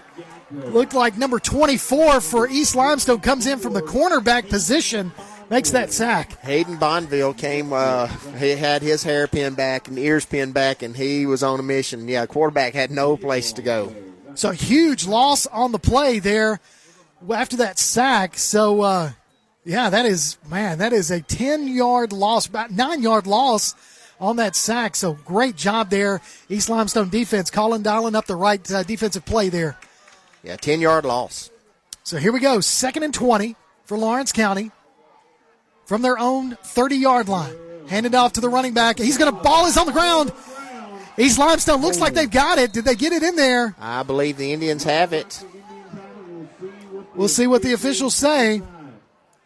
63 has recovered it, and we're very fortunate that a Lawrence County player didn't lose a ACL. The ball was laying under his feet, and they were all kind of guys diving in. So fortunately for him, he didn't get hurt either on that situation.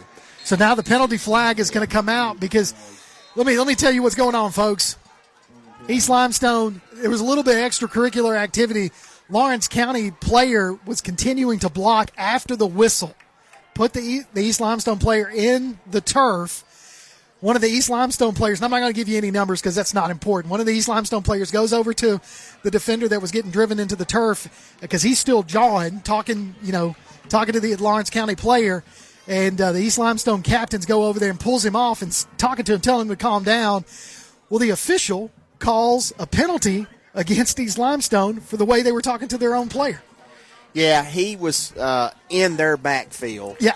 And the official gave him a little time to kind of calm down. He just didn't do it. And the players were continuing to try to get him calmed down. I think they gave him enough time, and the coaches didn't quickly get him off the field enough to allow it to happen. So, rightfully so, there's a penalty there on East Limestone. And you can tell, obviously, you're down 27-0. Lawrence County, they're getting a little chippy because they're not being able to do anything. So if they can get some positive yards by trying to get East Limestone to get, show their tempers, then they'll try to take advantage of that. I think that's exactly what happened there. Well, they didn't score. They still got to go 53 yards here in a minute 39, and they've not moved the ball all night. So East Limestone okay right now. Coach is not happy.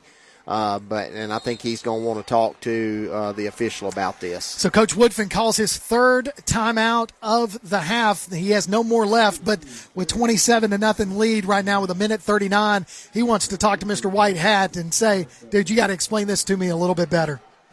Yep. Well, you got an unsportsmanlike. You had a fumble, and again, just a little bit of at that time, people continuing to block, people diving for the football, and they didn't get him off the field in enough time. They did not get him off the field. So, okay, you just move on, call your timeout, express your displeasure here. one way or the other. I think the officials got it right on that one. I've been on them kind of a little bit tonight, but I think they got that one right there. They gave the guy enough time to kind of vent, and he just kept on there. So you can go to tailgatetalk.net, enter your nominations for the Applebee's Athlete of the Week, and vote on this week's poll. What we'll do is announce the winner Saturdays between 10 and noon on Applebee's Tailgate Talk. On WKAC, the winner receives a gift card from Athens Applebee's and a Tailgate Talk t-shirt from Got You Covered, Screen Printing, and more. And again, I want to remind you that we'll have our Limestone County Player of the Game tonight, and we'll have that in our post-game show, as well as our Lawlers Fan of the Week. The Limestone County Player of the Game gets a gift certificate that's good at either Village Pizza or Cream Delight, and then the Lawlers Fan of the Week gets a $20 gift card from Lawlers. So after the penalty, 1st and 10, Lawrence County quarterback looking to throws it across off the fingertips of the intended receiver. Great coverage again there by East Limestone, and that stops the clock with 1:39. Yeah, Caden Ware just dropped that one there. Just run a little bit of a deep post route there, and quarterback put the ball on his hands. He had a little separation from Robinson at that cornerback position. He just dropped it. So that's going to bring up 2nd and 10 for Lawrence County. They are still on their side of the 50. The ball is marked at the 46-yard line with 1:39 left to play in the first half. They're going to hand it off to the first man through, and that's the running back. He picks up 3 yards on the play, so it's going to bring it crosses the 50. He's in East Limestone territory, but not by much, so it'll be 3rd down and about 7 for Lawrence County. Draven Henshaw on the tackle there. Yeah, they have just a pickup of 3, so nice job by the Indian defense. So the clock is running as we're almost under a minute left to play in the first half. Drops back to pass. The quarterback does. He's got to get rid of it. It's going deep, and it's just overthrown. And again, penalty flag on the play. And I guess that he was.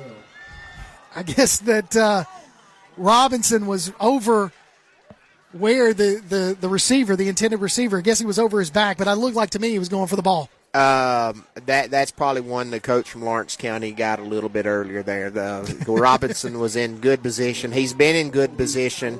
The ball was a little bit late getting to the receiver. Had he probably thrown it when he broke open, because Robinson has guarded his man over there. He's playing him man to man, and he has defended well over there. Both cornerbacks for the Indians. That would be Douglas at one cornerback and Robinson, and I guess they just called pass interference on that. I mean, if that's what you want to say. It was good coverage. He knocked the ball down. I wouldn't have called it, but probably the coach got that call a little bit earlier. So 1st and 10 at the 40-yard line of East Limestone as Lawrence County, off of a couple of penalties, trying to get some points on the board. Boyle throws it out to the receiver, number 15. He catches it and gets the first down, 15-yard reception down to about the East Limestone 28-yard line. Goes number 15 for them. That is Dame. He is the receiver that they try to go to. He's the tall one, and he catches that one that time. Yeah, nice throw. He's got a little height, but a nice throw. Quarterback Bull was pressured there, knocked to the turf, and again made connection. In Lawrence County, their deepest penetration. So 1st and 10, Lawrence County. The furthest they've been in East Limestone territory tonight, as Boyle is in shotgun, puts a man in motion. 2 splits to the near side, 2 to the far. Now we're going to go trips to the near side. Boyle looks to throw. He's got a man in his face. Pass is caught for a 5-yard gain, but he didn't get much more than that, because he basically caught it and was tackled. Yes, Southard came up and made a nice play at that. Steven Southard there once he caught it, he was a nice tackle. Empty backfield for Boyle. Looking to pass again. He's got to get rid of it. He's got people in his face. Pass thrown towards the end zone, deflected by number 3, Robinson. Pass intended for Ware, and they're looking for another penalty, but I think that was clean. There's one in the backfield here, and they're going to call roughing the passer on the Indians, and it's going to give them a first down. That one was closer to being pass interference there, because they were a little bit of hand fighting there. Not to say it was, but that was more pass interference than the other one there. Again, they're going up, trying to go up with the height there on Robinson, and he's done a great job over there at that cornerback position. One of the things that I've noticed so far, and we've already talked about it, the officiating, lots of penalties. We have yet to go. I don't know that we've gone 2 or 3 plays in a row without a penalty. It's an hour and 20 game already, guys. Hour and 20 game, 7 o'clock. You play 2 12-minute quarters. We're not to halftime. It's an hour and 20-minute game. So 31 seconds left to play in the first half. East Limestone with a 27-0 lead right now. Is after that roughing the passer. Yeah, so they do. They have offsetting penalties. Yeah, I don't even. Okay, all right. So we're going to redo this. They've got motion on. They got motion on Lawrence County. Roughing the passer on East Limestone. So we're going to redo this. 2nd and 6. So that offsets. So 2nd down. Lawrence County got a man in motion. Going to do a jet sweep to number 33 around the far side. He had a little bit of room, but that closed quickly as he goes out of bounds to stop the clock after about a 3-yard pickup. Yeah, there. Knocked out of bounds over there on the other side by a host of the Indians. So it'll be a 3rd down 3 for the Lawrence County Red Devils. I don't even know if the official knew what he was ready to call. He had to get his mindset on that one, on that offsetting penalties. He did. He did. So a lot going on in there. 26 seconds left to play in the first half. Again, East Limestone up 27-0. Lawrence County at the East Limestone 21-yard line. 3rd and about 4 to get the first down. 2 splits to the near, going to hand it off to the running back up the middle. That's number 6. That is a big running back there. Dutton with the carry.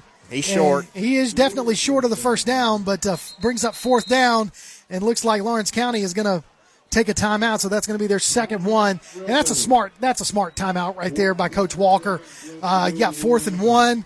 You got 14 seconds left to play in the first half. You got to go for it. Well, that's why you certainly hope to hold on to it and have a timeout where you can stop the clock. And a lot of times you see now where coaches blow them early, and you don't have them where you can stop it. So they've got one chance here, 14 seconds to go. So I don't know, do you go for the first down or do you just try to go on up top and try to score here? If you do run it and get the first down, you've obviously got to tell your team, we got to get on the ball and we got to spike it, and we probably got one play, 2 plays to the end zone. So probably would get in a bunch set here and just run quarterback sneak and then get on the ball and spike it maybe for 1-2 plays. You just wonder, is that something that they've worked on in practice? So we'll see what they come out here with. 4th and 1 for Lawrence County with 16 seconds left to play in the first half. East with a 27-0 lead. As the ball is spotted at the East Limestone 19-yard line, they got to get to the 18 or past the 18 for the first down. So the official calls a timeout, his timeout, as they do a substitution. Must be a gear issue there, as all they did was swap tackles on the offensive line. So 2 splits to the near side. Now everybody goes up forward. The running quarterback's going to keep it himself, run up the middle.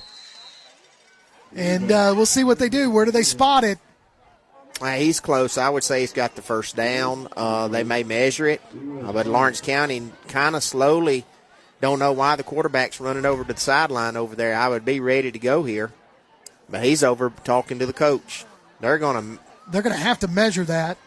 Yeah, so the official's going to call for a measurement with 12 seconds left in the first half. So a big measurement here for East Limestone if they can hold them right here. Let's see what they do as they're bringing the chains out from the far sidelines. I will say this, Garth, no matter the record here in this East Limestone community, these folks love their Indians here.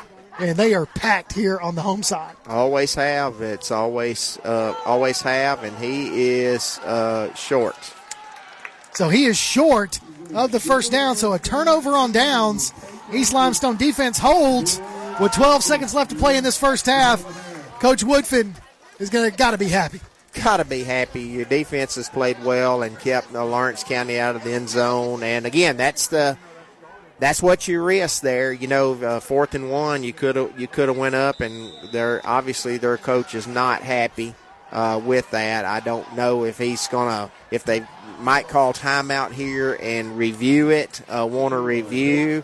I don't know what they'll do. It might be hard to see a spot there if you wanted a review. So Coach Walker calls his 3rd and final timeout of the half, and he wants to have a conversation with the official over there on his sidelines, which I kind of don't blame him. Well, look here. It was a pile in the middle. If he got it, he barely got it. It was. I mean, he was stopped in the backfield. So it was a great stop by the Indian defense. So the Play Action Sports Report features results, interviews, and more from Athens and Limestone County and drops every Wednesday on most major podcast platforms and at pasnetwork.net. Garth Garris, Kirk Pierce, Tim Lambert in here bringing you tonight's Limestone County football action here on Play Action Sports. East Limestone with a 27-0 lead with 12 seconds left to play in the first half. Coach Woodfin, I don't think is going to run a play. They're deep in their own territory. Probably take a knee, run this clock out going at halftime. Very happy. He can be. He's got 3 receivers to the left and 1 to the right, and so we'll see if he tries to go deep here one time. Nostradamus, I am not. So, but he's going to keep it and hand it off to, looks like it's Edwards. Edwards tries to bounce it to the outside, but he's stopped at the 20-yard line. And, again, a little extracurricular activity right there. But that's going to do it for the first half. At the end of the first half, East Limestone with a huge lead, 27-0, as they're hosting Lawrence County. We'll take a break, and when we come back, we'll have halftime stuff for you. You're listening to Limestone County Football on Play Action Sports. Time for our Play Action Sports Sideline Shout-Out, a tip of the hat from the head coaches to their assistants on the sidelines. On the offensive side, we have Coach Peyton Bolden, who does our wide receivers, Gage Williams, who does our tight ends, Taylor Thaxton, who does our offensive line, Eric Ramos does our running backs. On the defensive side, Bobby Earl Green does our inside linebackers, Crimson Bivens does our outside linebackers, Blake Montgomery does our defensive line, Coach Franks does our safeties, and Tony Cheatham and Kirk Murphy split up time with our corners. And then we've got 2 other assistants. We have Thomas Bonneville, who helps out with the offensive line as well, and then we've got Jason Compton, who helps out with the D-line. I think with the transition, with me coming in as late as it has been, I think our guys have been receptive to me coming in and, you know, changing a lot of the things that have been done in the past. I think this group loves football. I think they enjoy working with kids. They are some really good father figures, and, you know, we've got a young staff, so, you know, some of them aren't even fathers within their own home, but are really good mentors and guys who can relate to the kids and are really good figures for the kids to be around. So I'm blessed with that. I want good men first before being a good coach. And a good man to me is someone who loves his family, puts his family first, puts the Lord ahead of your family, and then puts football underneath your family. So, you know, a good man for me is faith, family, and football, and in that order. And, you know, bringing that type of value system to our program and being able to develop our kids and build a relationship with those kids, and at the end of the day, setting the example of what strong men look like. And so our guys do a really good job with that. I love each and every single one of our guys, and very, very pleased and very grateful that they are good mentors to our kids. That's tonight's Sideline Shout-Out. We'll be back with a halftime show after this from Play Action Sports. Limestone County High School sports are brought to you in part by Limestone County Commission Chairman Colin Daly. Visit the County Commission page at limestonecounty-al.gov to keep up with what's going on in the county and find out what ranks us in the top 5% in the state. You can also call Colin at 256-233-6400 or on his cell phone at 256-800-4544. Davis & Cole LLP in Athens has served the area assisting individuals and businesses with bookkeeping, tax preparation and filing, and routine accounting.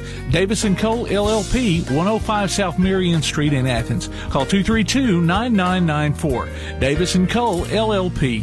Keep up with local school, travel, youth, and amateur sports throughout the week with the Play Action Sports Update. Listen weekday mornings at 7:30 and weekday afternoons at 1:30 and 3:30 as we bring you the latest scores, news, and announcements from Limestone County and surrounding communities. That's the Play Action Sports Update 3 times a day, Monday through Friday on 1080 WKAC. Welcome to the Gibson Orthodontics Halftime Show. Gibson Orthodontics, 607 Hobbs Street East in Athens, a better way to smile. Welcome back to Limestone County Football right here on Play Action Sports. Sorry, had to I see the bands out there. You never know what's going on. And I tell you, East Limestone with a huge lead at halftime over Lawrence County, 27-0. And joining me tonight in the booth, we have the head baseball coach for the East Limestone Indians, Coach Adam Brown. Coach, it's great to have you on board with us tonight. And I'll go ahead and just throw this out here right now.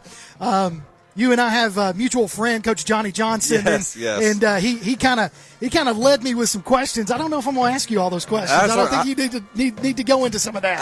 Okay, I love Coach Johnson, so I'll be ready for anything. Yeah, no, he's fantastic. And again, I want to tell you just on the record right here, congratulations. You guys had a new addition in your family. Yes, we did. We welcomed Carson Lynn Brown last Wednesday, so she's our firstborn. She's a week old today. She actually came tonight, so she's first time out of the house, so we're excited to be here. Well, look at her again, and what a great game to come to for the first time in here, 27-0 at halftime. That's right, awesome. Hopefully 1-0 for East Limestone for Carson, and last week we got her home on game days. Obama's 1-0 as well. So. Hey, roll tide. Here we go. Well, I just, Coach, for everybody that might not be familiar with you, I know you're kind of new in the area with coaching East Limestone, right? Yes, and sir. So kind of give everybody a little bit of background on where you're from, where you've played, where you've coached. I know you've coached at James Clemens before. Yes, sir. But just kind of give everybody a little bit of your history in baseball. So I was at Bob Jones for 3 years, from my freshman through junior year, and then I actually transferred to James Clemens to finish my high school career the first year in 2013. And after I graduated high school, I was fortunate enough to play junior college baseball at Volunteer State up in Gallatin, about 30 minutes north of Nashville. And after that, I was able to go to Kentucky Wesleyan, a Division II in Owensboro, Kentucky. Played there for 2 years. Then after that, I had some school left, so I finished school up. I was able to coach for 2.5 years before COVID kind of shut us down. So I was an assistant Division II coach with my alma mater, Kentucky Wesleyan. Then I coached at James Clemens for a year.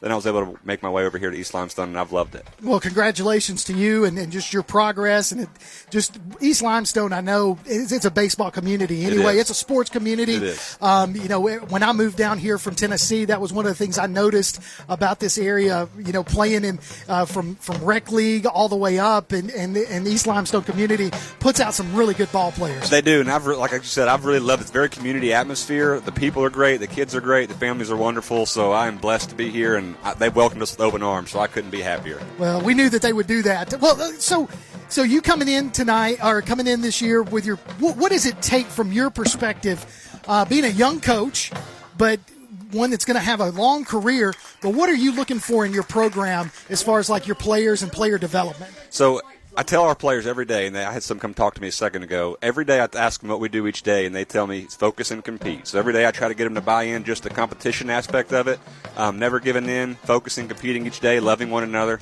building a culture of positive attitudes, trusting your teammate even when things get tough, picking each other up even when it's hard. So just trying to love each other, but also focusing and competing and getting after somebody when the time comes.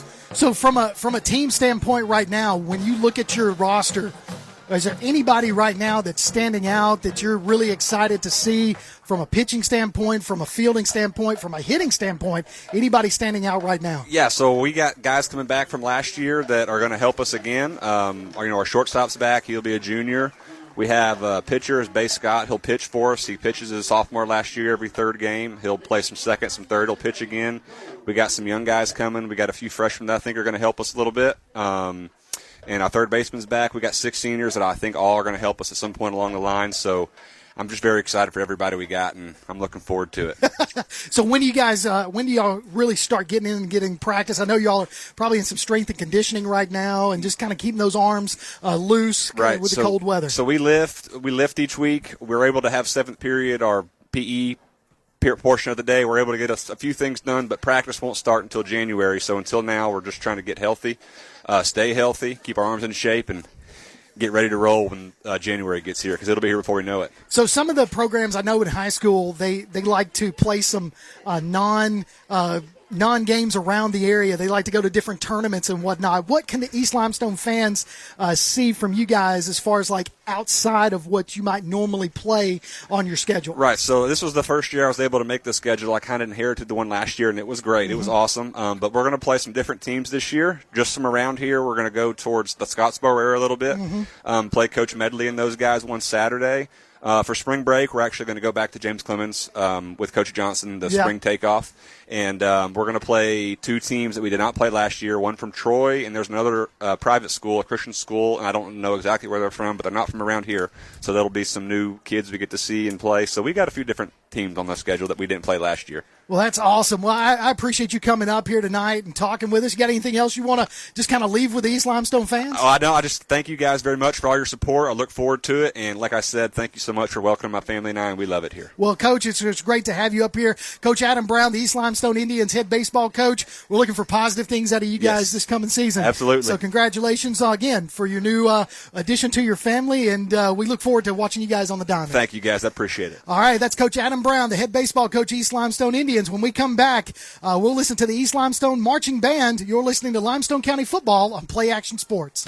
It's been said that a smile is happiness you'll find right under your nose. If you're unhappy with your smile, Gibson Orthodontics is here to set things straight. If you'll pardon the pun, Gibson Orthodontics offers traditional metal braces, clear braces, Invisalign clear aligners, along with a variety of other orthodontic appliances to correct your smile and other issues that can lead to dental health problems. Call Gibson Orthodontics at 213-0756 or visit their website at gibsonorthoathens.com to request an appointment. Located at 607 Hobbs Street East in Athens, Gibson Orthodontics. Whether you've suffered massive storm damages to your roof or it appears to be only minor repairs you need, call Evans Roofing for a free inspection at 345-9179 or 614-2796. Don't trust one of those out-of-town operations that are here today and gone tomorrow.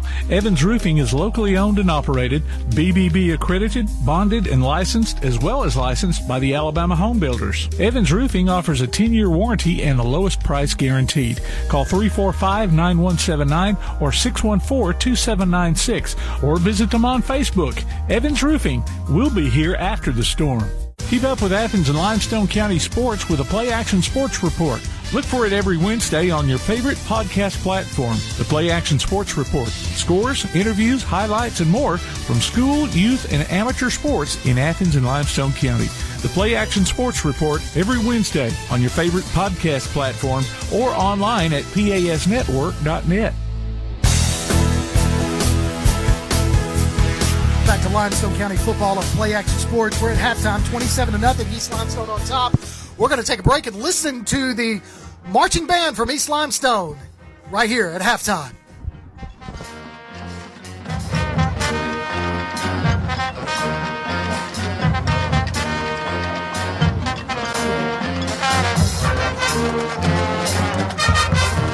Following is Jonathan Butler. Jonathan Butler.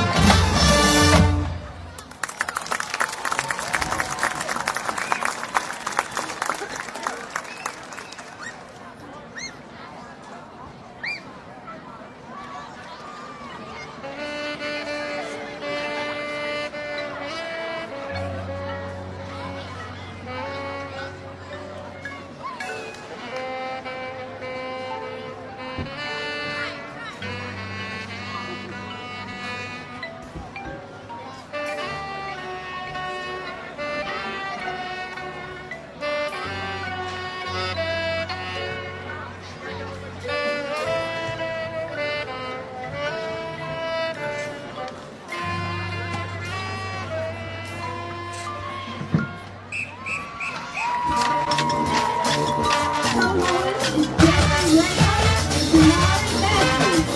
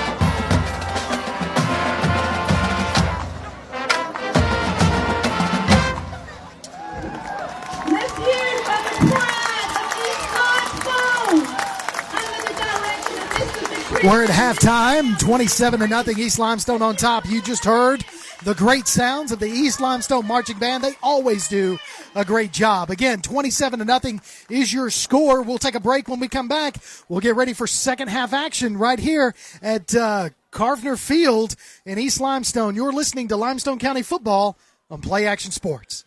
This has been the Gibson Orthodontics Halftime Show.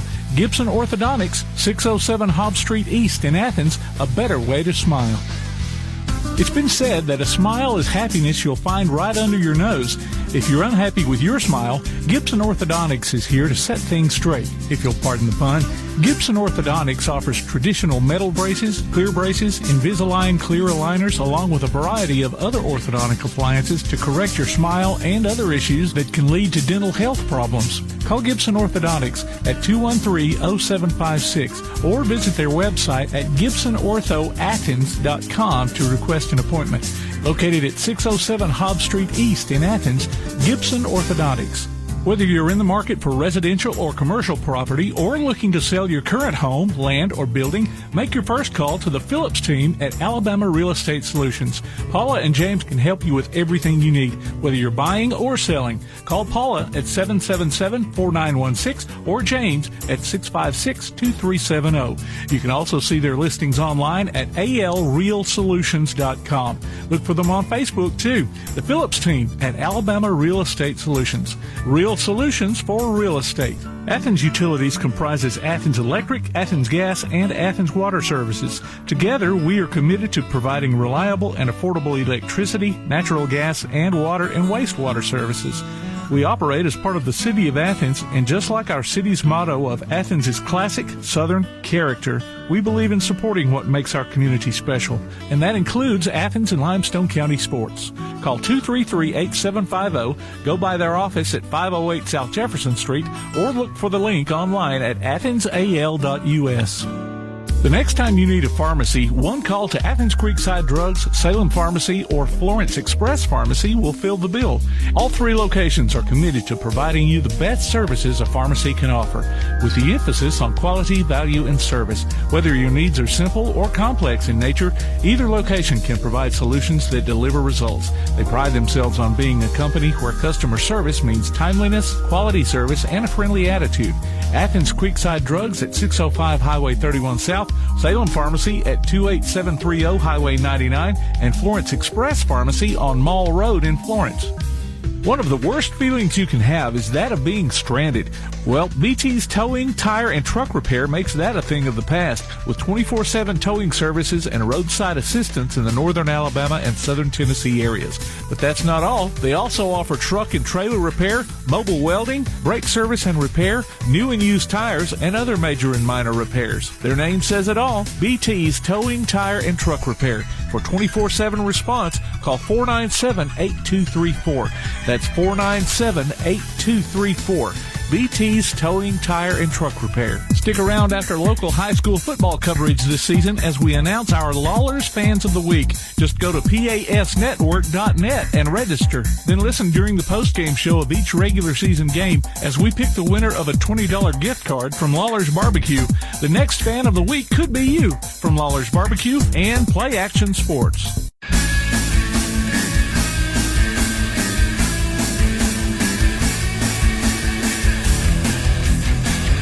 Welcome back to Limestone County football right here on Play Action Sports as we get ready for second half action here in East Limestone as the Indians are on top 27-0 over the visiting Lawrence County Red Devils. Garth Garris, Kirk Pierce, and Tim Lambert, our producer. Garth, just kind of looking at some of the statistics and everything from the first half, we've already mentioned that East Limestone's offense really was just could move the ball pretty much at will. A couple of miscues here and there. Lots of penalties in the first half. The East Limestone defense is doing its job. You know, Coach Woodfin just really went in there, probably tweaked a couple of things on the offense and defense, but I bet they stay the course the second half.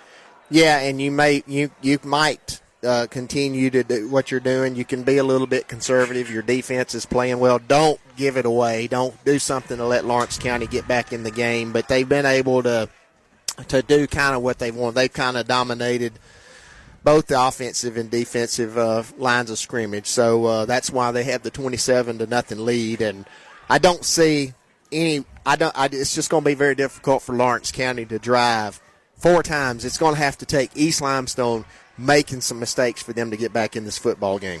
So Lawrence County won the coin toss to start the game. They deferred to the second half. East Limestone took it down to score on their opening possession with an 18-yard touchdown pass from Cochran to Scrimshire with 9:42 left in the first quarter. And then 6:18 left in the first quarter. Mason took it in for 15 yards out. 3:25 left to play in the first quarter. Edwards from 55 yards out. And then in the second quarter, Mason with another 5-yard touchdown run. And that's where we're at, 27-0. So Lawrence County is going to receive the second half kickoff. And here we go. Second half action underway. High end-over-end kick. It's going to be short fielded by the number 27 at about the 23-yard line. Stumbles. Runs over one defender. Gets tackled at about the 36-yard line. So 1st and 10, Lawrence County from their own 37. Yeah, that was a real physical run by Xander Billings for Lawrence County there, and showed a little bit of frustration of this as the way this game has gone, and able to move that ball out to the 36-yard line. So good starting position for Lawrence County to start the second half. So Billings comes in. He's billed at they've got him listed at 6'1", 225, and I believe he's every bit of it. He's a big kid. So trips to the near side, pass up, picked off by East Limestone, down to the 20-yard line, down to the 15, tackled at about the 12-yard line. Jamison Drake on the interception. With a great interception. He had a sack earlier in the ball game as well. So first play from scrimmage for Lawrence County, they turned the ball over.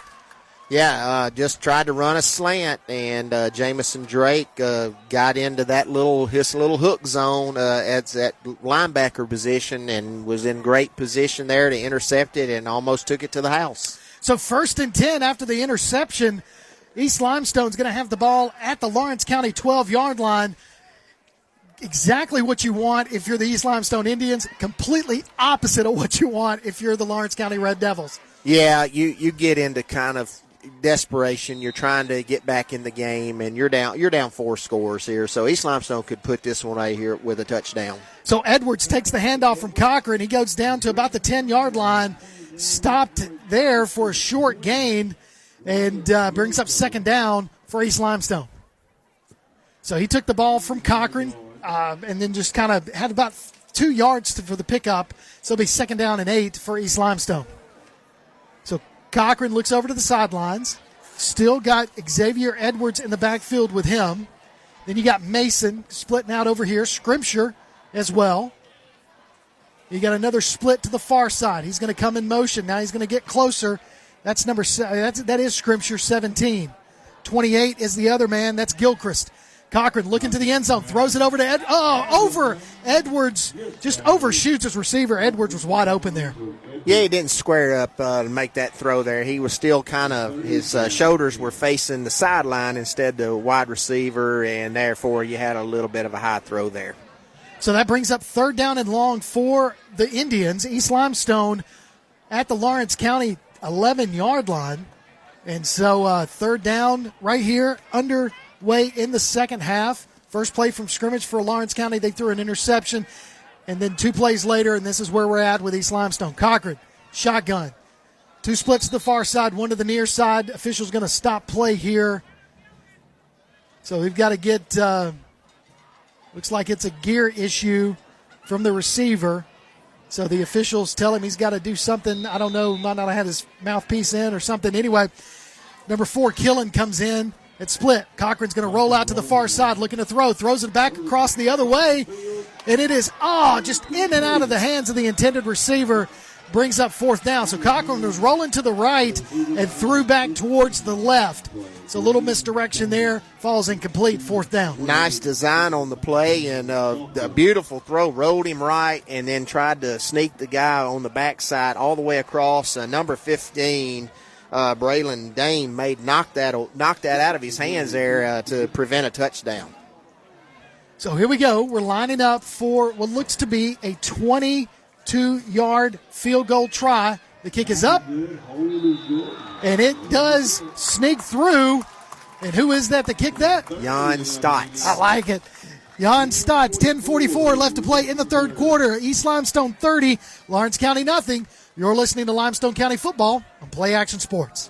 Whether you've suffered massive storm damages to your roof or it appears to be only minor repairs you need, call Evans Roofing for a free inspection at 345-9179 or 614-2796. Don't trust one of those out-of-town operations that are here today and gone tomorrow. Evans Roofing is locally owned and operated, BBB accredited, bonded, and licensed, as well as licensed by the Alabama Home Builders. Evans Roofing offers a 10-year warranty and the lowest price guaranteed. Call 345-9179 or 614-2796 or visit them on Facebook. Evans Roofing. We'll be here after the storm. Welcome back to Limestone County Football on Play Action Sports.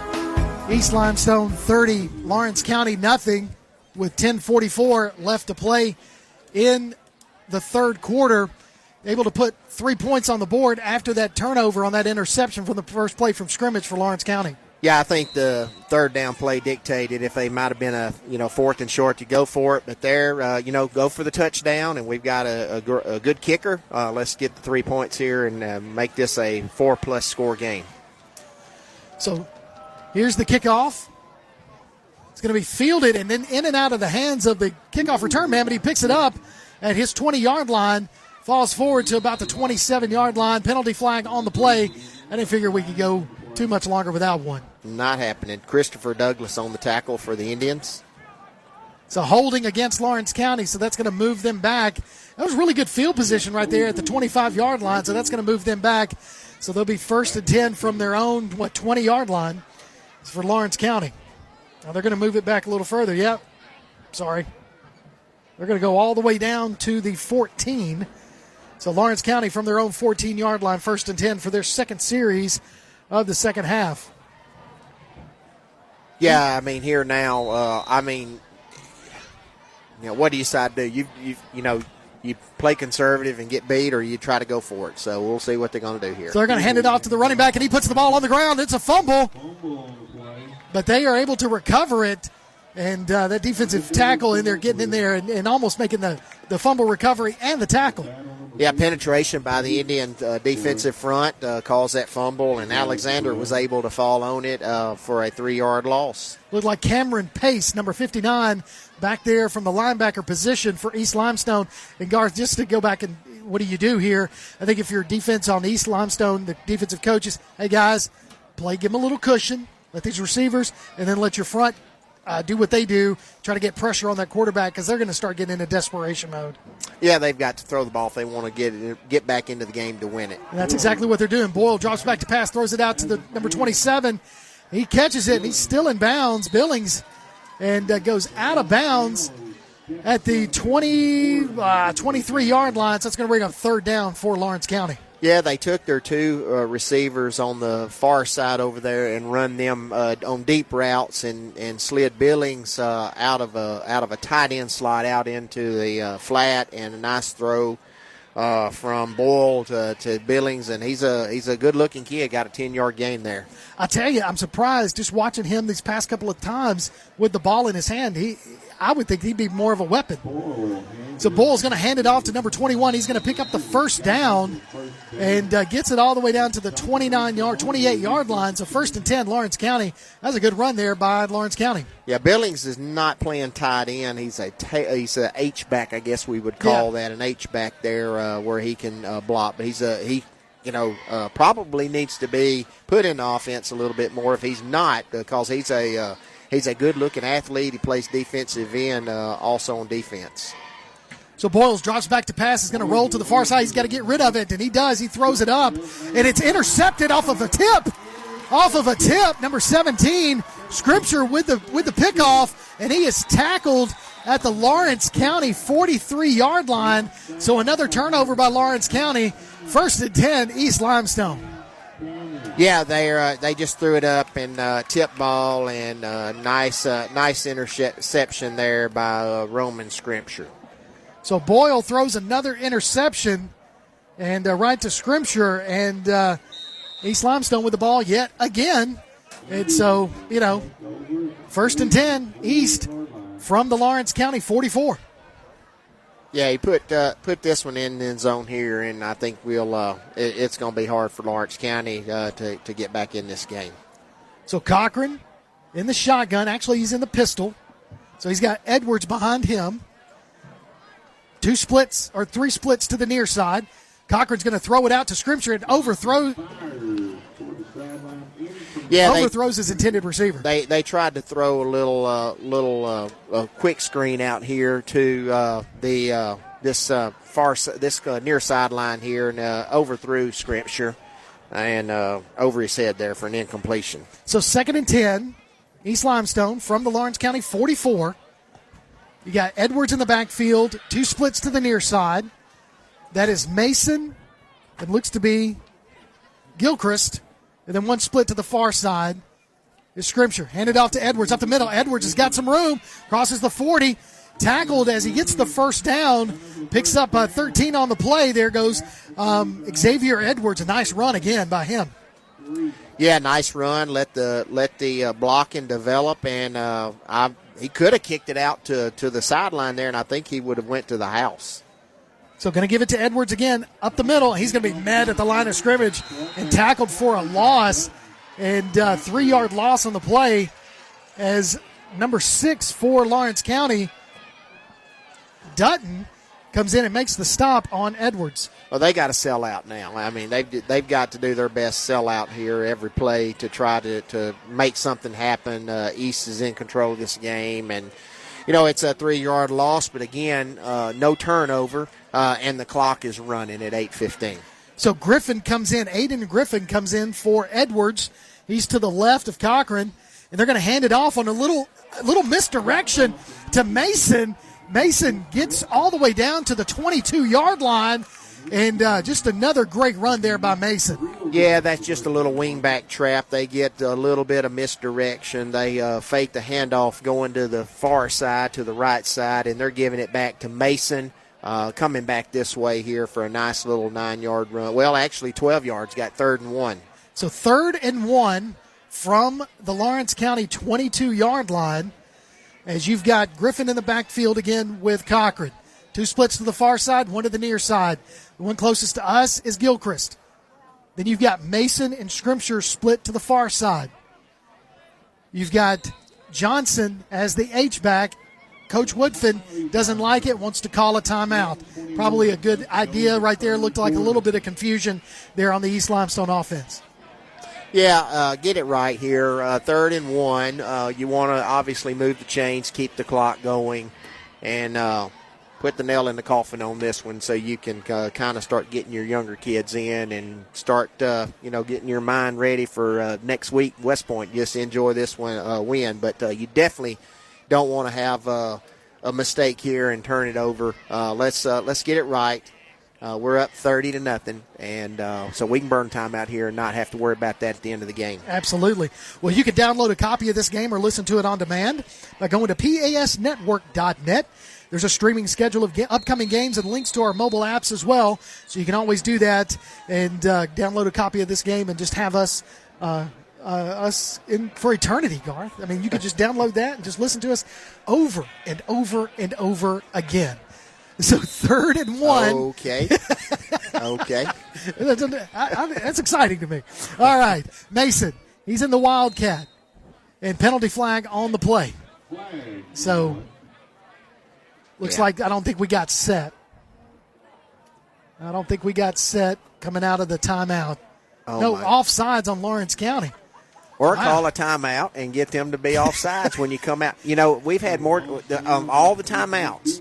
We've not had a clean play started with. The whistle has blown. They've changed. They've made somebody substitute out, or the officials wasn't ready. It's been something every time we've had a timeout. And so that gives them the first down. So 1st and 10, East Limestone from the Lawrence County 19. Mason's going to stay in the backfield along with number 5, Johnson, for East Limestone. He's going to keep taking himself, running around the outside to the far side. Picks up about 3 yards on the play, goes Mason for a nice little positive yardage on that. So 2nd down and about 7 for East. Yeah, running a little trap play right there, getting some misdirection and then getting their guards and tackles to pull and kick out for some hold there. So nice run, nice blocking. So looks like the cheerleaders are going to be throwing a football up here, so everybody in the stands decides to stand up. And now we can see what we're doing, maybe. All right, Mason, shotgun. He's got Johnson to his left. Everybody else is pretty much in tight except for Scrimshire, split to the near side closest to us. Taking their time as the play clock is at 25, so we got plenty of time. Mason waiting on the snap. He takes it. Follows his blockers, tries to bounce it to the outside, but he's going really nowhere as that's only about a 1-yard pickup, so brings up 3rd and about 6 for East Limestone.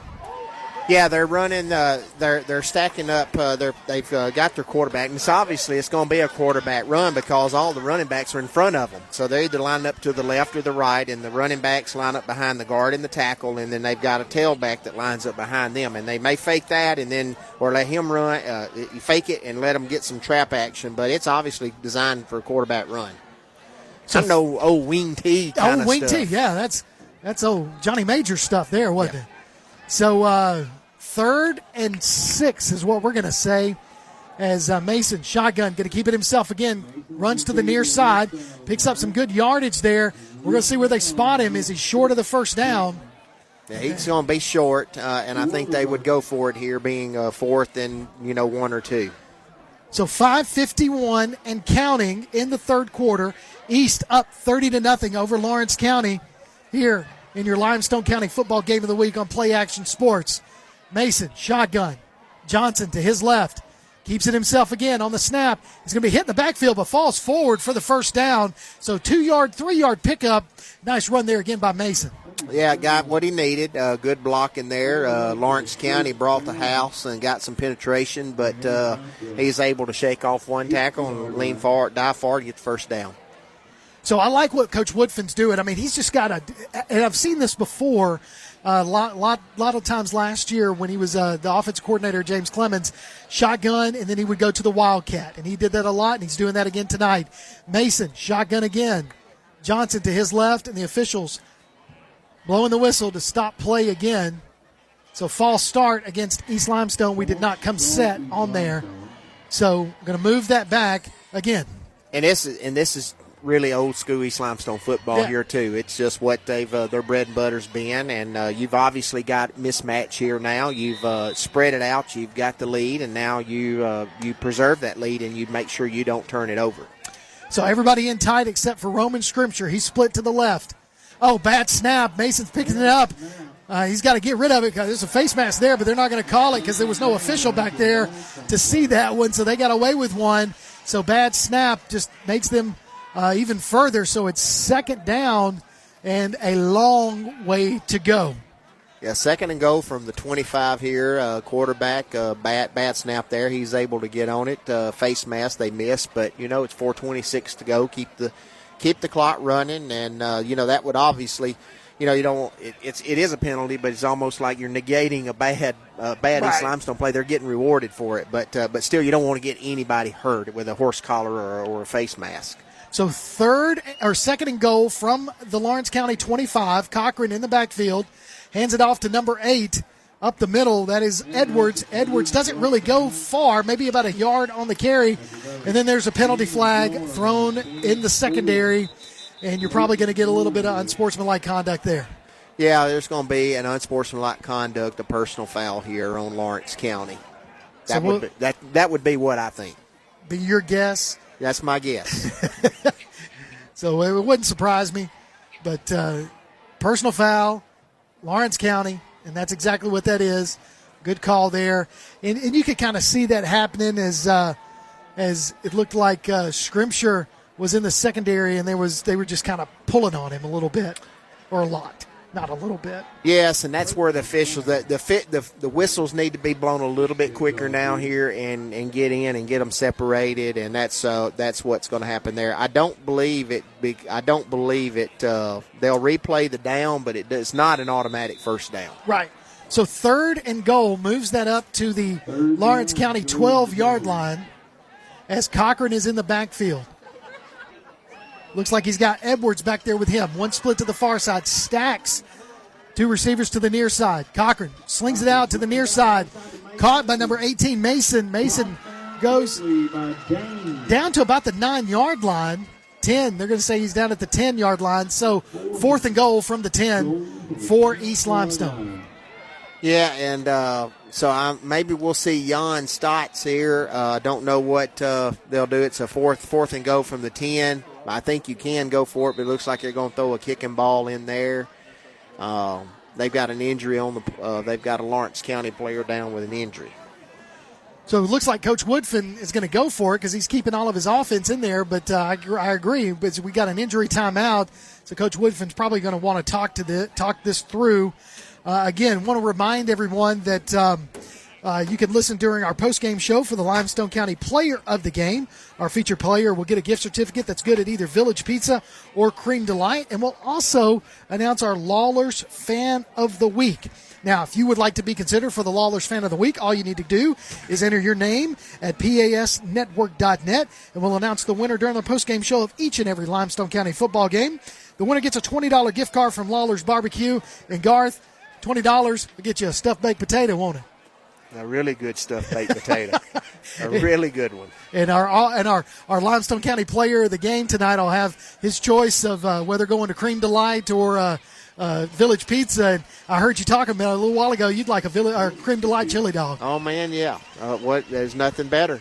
So Stotts kicks it from about 23 yards out, and it is good up through the uprights. And so your score with 3:09 left to play in the third quarter: East 33, Lawrence County nothing. You're listening to Limestone County football on Play Action Sports. The Bama Zach Memorial Scholarship has been set up to honor the legacy of Bama Zach Green, a huge fan of the Crimson Tide, along with Limestone County sports. The scholarship will go each year to a male and female athlete from Limestone County. Checks should be made out to Bama Zach Memorial Scholarship and can be sent in care of Garth Garris, 13833 Pinnacle Drive, Athens, Alabama, 35613. Donations can also be made in person at First State Bank of the South at 1319 Highway 72 East in Athens. Thank you for showing your support for local athletes by giving to the Bama Zach Memorial Scholarship. Limestone County football and Play Action Sports as Garth and I are sitting here talking about food, man. I guess we're hungry, aren't we? Yeah, Lawler's. I used to work at Monroe Elementary, and there was one across the street, and I had to make sure I, took my lunch. I'd have been broke because I'd ate there every day, the potato, a Brunswick stew, or a pork sandwich, or whatever. It's all good. See, I'm from Fayetteville, and we were just talking about during the break, slaw burger, or do you go and get something from downtown Athens? I'm a slaw burger kind of guy myself. I'll eat them, but nothing like Dub's Burger. So the kickoff right there is going to be fielded at the 20-yard line, brought all the way out past the 30, down to about the 36. So Lawrence County 1st and 10 from their own 36 there. As, again, I'm watching both of these teams in Lawrence County a little chippy again. And it's kind of understandable. You're down 33-0. But come on, guys, let's maintain some composure here.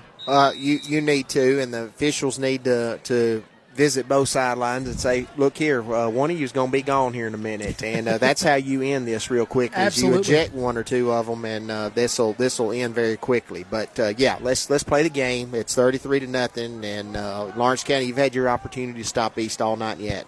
So Walker hands it off to Billings. As I said earlier, he's still on his feet, finally brought down to the 37-yard line, 2-yard gain. But I tell you, that was a hard run, and Coach Walker must have heard us talking about him, saying he needed to get the ball more. Yeah, and Christopher Douglas, a nice run up the middle, and he bounces it out to the right side, and cornerback Christopher Douglas, he said, I'll take you on there, and he wrestled him down. He did. So Billings comes in, and he's looking to line up in the tailback position next to Boyle, and you got trips to the far side, one split to the near side, as Billings is going to line up to the left of Boyle. It's kind of a difference in height there for those two. Billings going to take it up the middle, spins off of one tackler, crosses the 40 down to about the 41-yard line. So a pickup of about 4 yards on the play. So it'd be a nice little 3rd down and short, or 3rd down and 5 for Lawrence County. Yeah, he's just finding a hole. They're just handing off, and he's making a few little misses, a few little moves here, right and left, and making the Indian defenders miss. And big guy leans forward, and he's got 3 or 4 yards. So I'm seeing him right now after that first run on 1st down, and he looks like he's a little bit hurt, but he's going to stay in the game and line up to the left of Boyle. Now he's going to go in motion to the far side.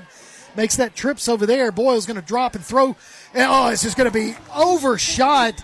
Looks like, I tell you, that Drake almost had him another one. Yes, 63 for the Indians. And I think that's who I've got there because, again, like I say, it's hard to see. Draven Henshaw, just a mad rush from the left side over here, or either Josh Wilcox, and got their hands up, and quarterback had to get rid of it quick. Jamison gets into that his little hook zone, and the ball was right there, almost had his second pick. So that brings up 4th down and 5 for Lawrence County, as you've got Mason and looks like Scrimshire back deep to receive the punt. There's the punt. That's probably a best punt of the night I've seen, as Scrimshire comes up and waves fair catch. So that was a good punt there by Lawrence County. East is going to take over for 1st and 10 from their own 34-yard line. So, again, that's a good punt there by Lawrence County. Yes, and Roman Scrimshire comes up and catches it and makes sure there's no negative yards, any kind of roll. So East Limestone will have good field position here with 1:30 to go in the third quarter. So the offense breaks the huddle on the sidelines. You're going to have Cochran in at quarterback. You've got, looks like Mason and Scrimshire going to split to the far side. You're going to have, let's see, Gilchrist over here to the neck, over here closest to us. Johnson goes in motion. Edwards to the right of Cochran. Johnson's going to take the ball and just check that. Edwards takes the ball. No gain on the play, but 2nd and 10, clock still going. It says we're under a minute and a half left in the third quarter. Yeah, let's no turnovers now. Let's manage the game and let's get out of here injury free. It's been a good night for East Limestone, and they live to play another week in the playoff race. That's really what this was about. Get back on track and live to play another week. Cochran, shotgun, hands it off to Edwards. Edwards just kind of puts his shoulder down and picks up 2 yards on the play. 3rd and 8 right there as he crosses the 35 down to about the 36-yard line of East Limestone. Yeah, just trying to just hand off here to Edwards and find some daylight. Lawrence County selling out and puts East in a 3rd and 8, 9. So Aiden Griffin comes in for Edwards. He lines up to the left of Cochran. Cochran dropping back to pass, looking to throw. Throws it over to Gilchrist. Overshoots his intended receiver, brings up 4th down. Clock stops at 23 seconds in the third quarter. Yeah, pass over, just overthrown there. Just a safe pass and just a little high, so East Limestone will be forced to punt. So coming in to punt for East Limestone, Jamison Drake. This is only their second punt of the evening. The punt returner, number 15 for Lawrence County, Braylon Dame, standing at about his own 39-yard line. Oh, nice punt there by Jamison Drake. I tell you, and it's fair caught at the 28-yard line. So they're going to say he's fair caught it at the 30. So 1st and 10, Lawrence County from their own 30. And Jamison says, hey, you guys had a good punt. Let me show you what I can do with my leg. Yeah, nice punt turned over there made the wide receiver there, Braylon Dame, fair catch it, and he actually looked like he wasn't under it. He had to kind of lean over to his left a little bit to catch that. I thought it might be a possibility to be a fumble. So here we go, Lawrence County. This should be the final play of the third quarter, unless it's a pass that falls incomplete with 16 seconds left in this third quarter. East Limestone with a 33-0 lead. Boyle hands it off to Billings up the middle. Billings is really just going to be met at the line of scrimmage and maybe falls forward for 3 yards. 2nd and 7, and should do it for the third quarter. Yeah, it's going to be tough running up in there. East got 7-8 in the box, but again, he's a big guy. So that will end the third quarter. East Limestone 33, Lawrence County Red Devils 0. You're listening to Limestone County Football on Play Action Sports. Limestone County High School sports are brought to you in part by Limestone County Commission Chairman Colin Daly. Visit the County Commission page at limestonecounty-al.gov to keep up with what's going on in the county and find out what ranks us in the top 5% in the state. You can also call Colin at 256-233-6400 or on his cell phone at 256-800-4544. Davis & Cole LLP in Athens has served the area assisting individuals and businesses with bookkeeping, tax preparation and filing, and routine accounting. Davis & Cole LLP, 105 South Marion Street in Athens. Call 232-9994. Davis & Cole LLP.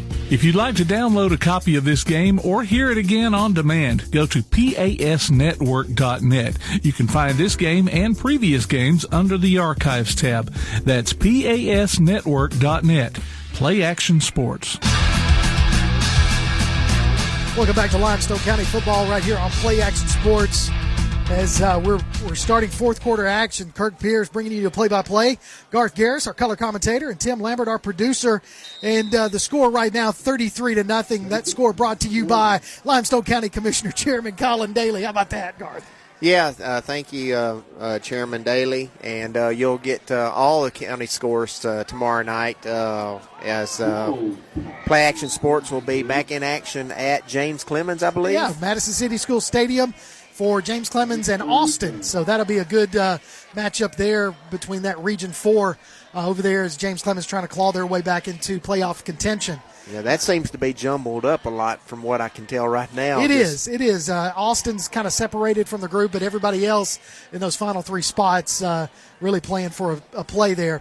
So on the second down, the pass, Boyle's pass falls incomplete, brings up 3rd down and 7 as he drops back to pass again and just throws it over to his receiver, number 33, and makes a great leaping catch and able to get his foot in bounds and makes that first down catch there is number 33 for Lawrence County, McGregory. So able to get up there in the air and catch that one. Nice catch. Ball thrown high. He just jumped up and caught it and drug a foot down to move the chains. First down. So 1st and 10, Lawrence County from their own 42-yard line as Boyle comes in, stays in the shotgun. He's going to have Billings in the backfield with him. He's going to have 2 splits to both sides and closer to the near hash mark. He's got to get rid of it. He's going to be brought down in the backfield for a sack. Huge loss on the play as he's slung down by Gilchrist. And what a play there by the defense. Yeah, Gilchrist first on the spot for East Limestone, and Stephen Norton come in and clean it up. He had no place to go, looking to throw the football there, and he's limping over the sideline, but I think he's just going to stay in. He was just getting the play. So Boyle comes in at quarterback, gets up after being sacked, and still got a little bit of grass, turf on that face mask there because he was slung down hard. So Billings in the backfield with him. Again, he's going 2 splits to both sides. Got number 33 and number 3 on closest to us. We're on the short side of the field over here on this hash mark, closest to us. Boyle drops back to pass, but the officials wave the play dead. And so stop the clock. So delay of game on Lawrence County. That's not their first delay of game tonight. That's probably their 3rd. So another penalty called against Lawrence County. So with that, move the chains back. So what was 2nd and, good Lord, I mean, it's, 2nd and 22? 2nd and a long way. Yeah, they're saying 18, so on the scoreboard, so my maths is wrong. They're being nice. I think so. All right, Boyle throws it over to the sidelines. Pass complete to number 3 in the flat. Number 3 still on his feet. Brought down from behind by Gilchrist. Gilchrist had a jersey and just kind of held on and brought him down one arm. Yeah, they just run a little quick screen over here to the near side and again, picked up about 5 yards and a nice tackle by Gilchrist. So now it's 3rd down. Ball is at the Lawrence County 35-yard line, and really it is 3rd down and, God, now it's 17. Yeah, it's now 3rd and 17. So, I mean, that was a 5-yard catch. So, our first assessment was correct. All right, Boyle, shotgun. Puts Billings in motion. He wasn't ready for that snap. The ball is on the ground again, and it's still on the ground and recovered by East Limestone. And that is the 3rd snap that I've seen tonight where Boyle was not ready. No, not ready. And 55, Josh Wilcox, and number 77, Lucas Syme in on it. And quarterback was trying to recover the football, and they were racing to it, and the ball squirted out, and East Limestone recovered, and they'll have the ball on the 25-yard line. So 1st and 10, East from the Lawrence County 25, 10-12 remaining in the ball game. East up 33-0 over visiting Lawrence County. Cochran in at quarterback. Aiden Griffin, the tailback, right behind him. 2 splits to the near side, 1 to the far side. Going to hand it off to Griffin. Griffin's going to try to get it to the outside, but it's going to be tackled. No! Cochran kept it himself. Faked me out. You saw that. How about that? Cochran, touchdown. East Limestone. Wow. I was watching Griffin. What a fake. Yeah, I didn't catch it till I just let it go to you till you saw it there. Now, it looked like 23 was tackled in the backfield. Griffin was tackled in the backfield, and Cochran just took it right around the right side. He faked out everybody, obviously from Lawrence County, too, for a 25-yard touchdown. So Cochran runs that one in, faked everybody, I think, or at least me.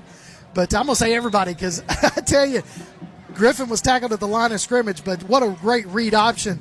He faked me out, too, okay? I mean, I just saw the ball, and I said, he has the ball in his hand. Cochran scores, and that takes it. 9:59 left to play in the ball game. East Limestone 40, Lawrence County nothing. You're listening to Limestone County football on Play Action Sports.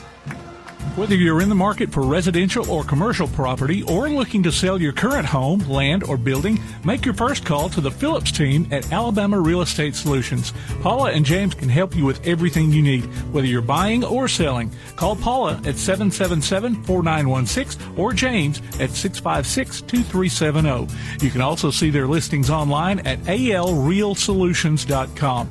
Look for them on Facebook, too. The Phillips team at Alabama Real Estate Solutions. Real solutions for real estate. We're live here in Limestone County at East Limestone, the Limestone County football game of the week here.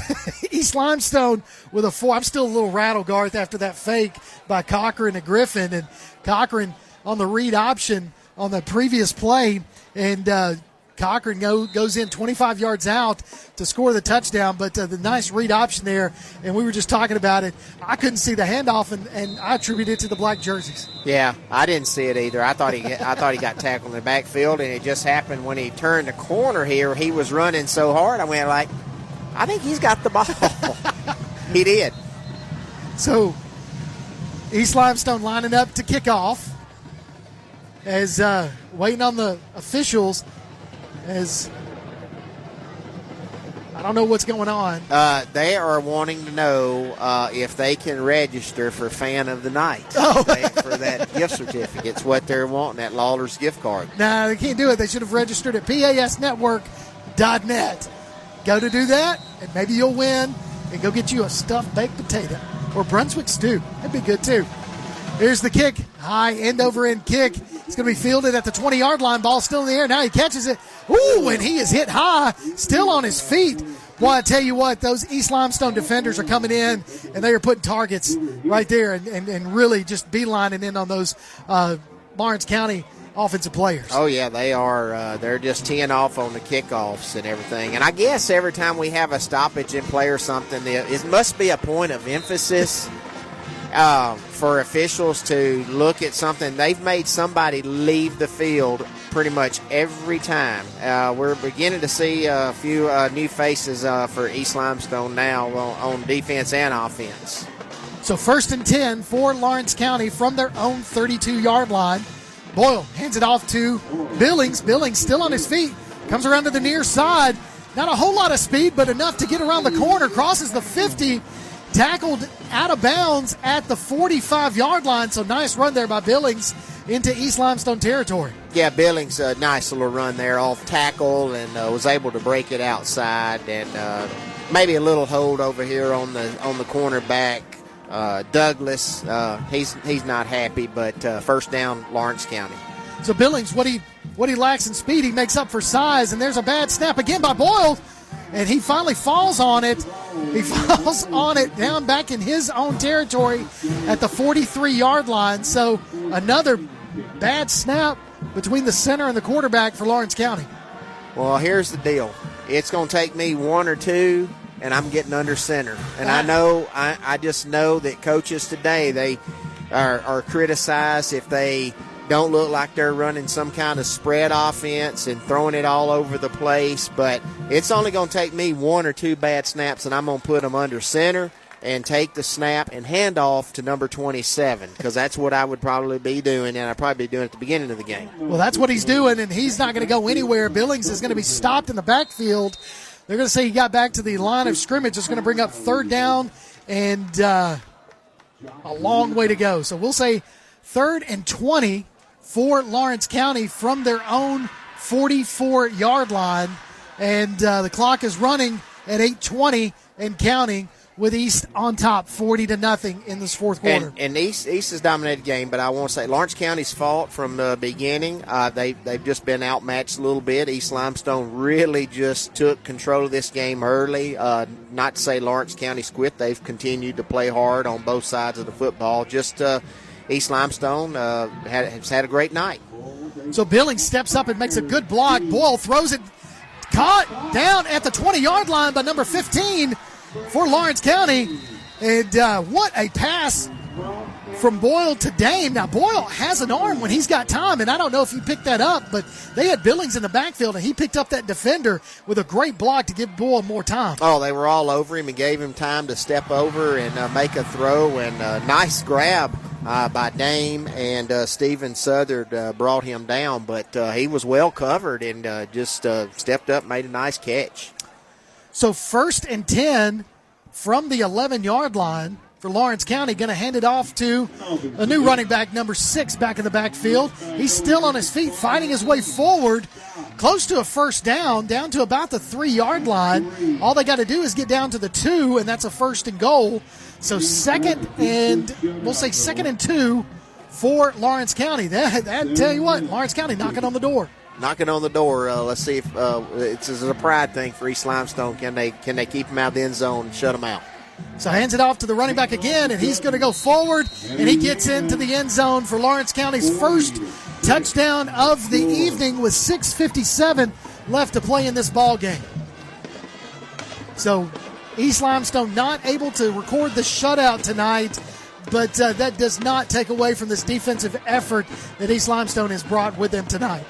No, they've had a great night. They've had a great night, and Lawrence County made a few plays there.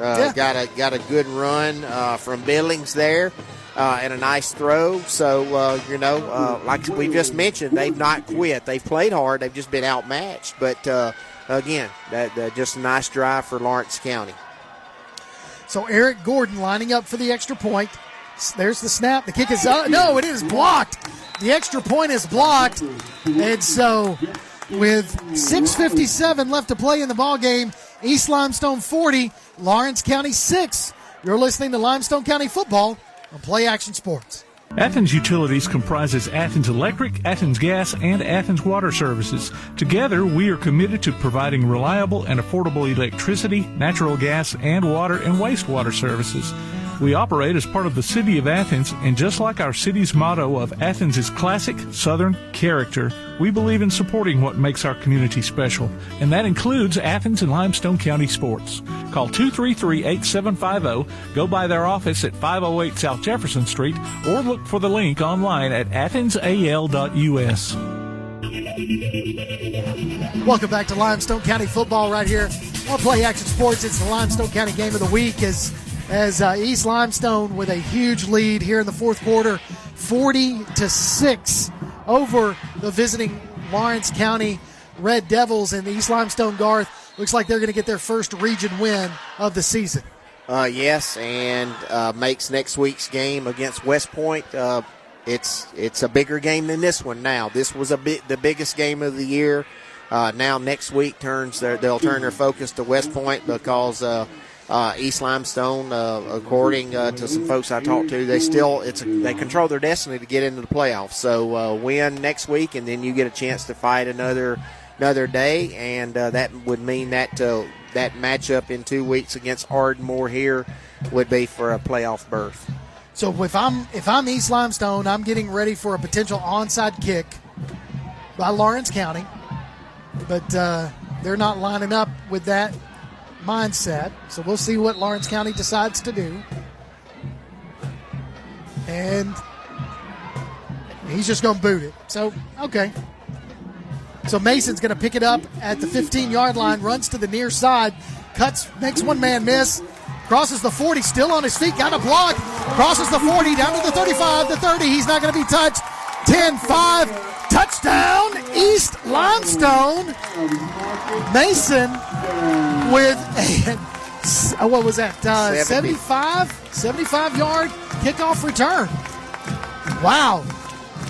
Caught it on the far side and got in, found him a seam and got a few blocks here or there. And next thing you know, you just kind of was expecting him to be tackled by somebody, and then next thing you know, he emerges and you go like, he's going to score a touchdown, and so a nice run there. Maybe they should have kicked onside. They did the right thing by kicking it deep. Yeah, try to get them deep and all of that. But the game is over, and don't get anybody hurt on the onside, but it wound up costing them a touchdown. Yep.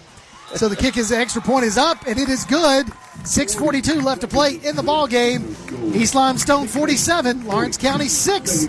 You're listening to Limestone County Football on Play Action Sports. The next time you need a pharmacy, one call to Athens Creekside Drugs, Salem Pharmacy, or Florence Express Pharmacy will fill the bill. All three locations are committed to providing you the best services a pharmacy can offer, with the emphasis on quality, value, and service. Whether your needs are simple or complex in nature, either location can provide solutions that deliver results. They pride themselves on being a company where customer service means timeliness, quality service, and a friendly attitude. Athens Creekside Drugs at 605 Highway 31 South, Salem Pharmacy at 28730 Highway 99, and Florence Express Pharmacy on Mall Road in Florence. You're listening to the Limestone County Football Game of the Week. East Limestone, Lawrence County, East on top, 47-6. 6:42 left to play in this ball game, and Coach Woodfin obviously had a bye last week. These East Limestone Indians, Garth, and Coach Woodfin definitely took advantage of that, and they came out tonight against this Lawrence County Red Devils team and really, from the get-go, just really dominated this whole game. It gives you a chance to reset, and you're able to practice on some things, and where you get into a game week, you're thinking, we got to get prepared for the other team, and sometimes you lose sight of focus of getting your team ready and working on some of the things that you need to work on. So it's always a good chance to reboot, reset, and say, okay, guys, we've got the next 3 games is our season. This first half's gone. Let's get ready. Let's win the next 3 one at a time and make the playoffs. So here's the kickoff. It's going to be a high end-over-end kick, going to be fielded at the 25-yard line by number 6 for Lawrence County. He's got some room. He's going to be met at the 45. Penalty flag on the play. It's probably going to be a block in the back. I'm guessing, since everything is closest to us. But again, I'm guessing there, but that would make sense. It's a block in the back on the return team. Holding against the return team, so I was close. Yes, and it's 47-6, 6:33 to go. And, okay. So, holding against Lawrence County. That was a good return there, all the way down to their own 45, but that's going to move that one down to the 35. So 1st and 10, Lawrence County from their own 35. As again, Garth, you mentioned this a while ago, we got some new faces on defense for East Limestone, so hopefully we can get some numbers and some names so mamas can hear their names of their babies called on the radio. So here's going to be a handoff up the middle to another running back, number 9. That is Gabe Hall, as he picks up 5 yards on the play, 2nd and 5, all the way out to the 40. And Roman Scrimsher came up from his safety spot and made a tackle there. So 2nd and 5 with the clock running. We're close to 6 minutes exactly on the clock as the play clock is running as well. And we know that Lawrence County's had a hard time. They've had several delay of game penalties along with some botched snaps that have really just not helped them tonight in this ball game. No, you can't hurt yourself when you're really struggling, and that just compounds the whole. It just compounds it. So Boyle, shotgun, going to hand it off to the running back, number 9. He's going to try to bounce it to the outside, gets his first down, close to midfield, down to about the 49-yard line.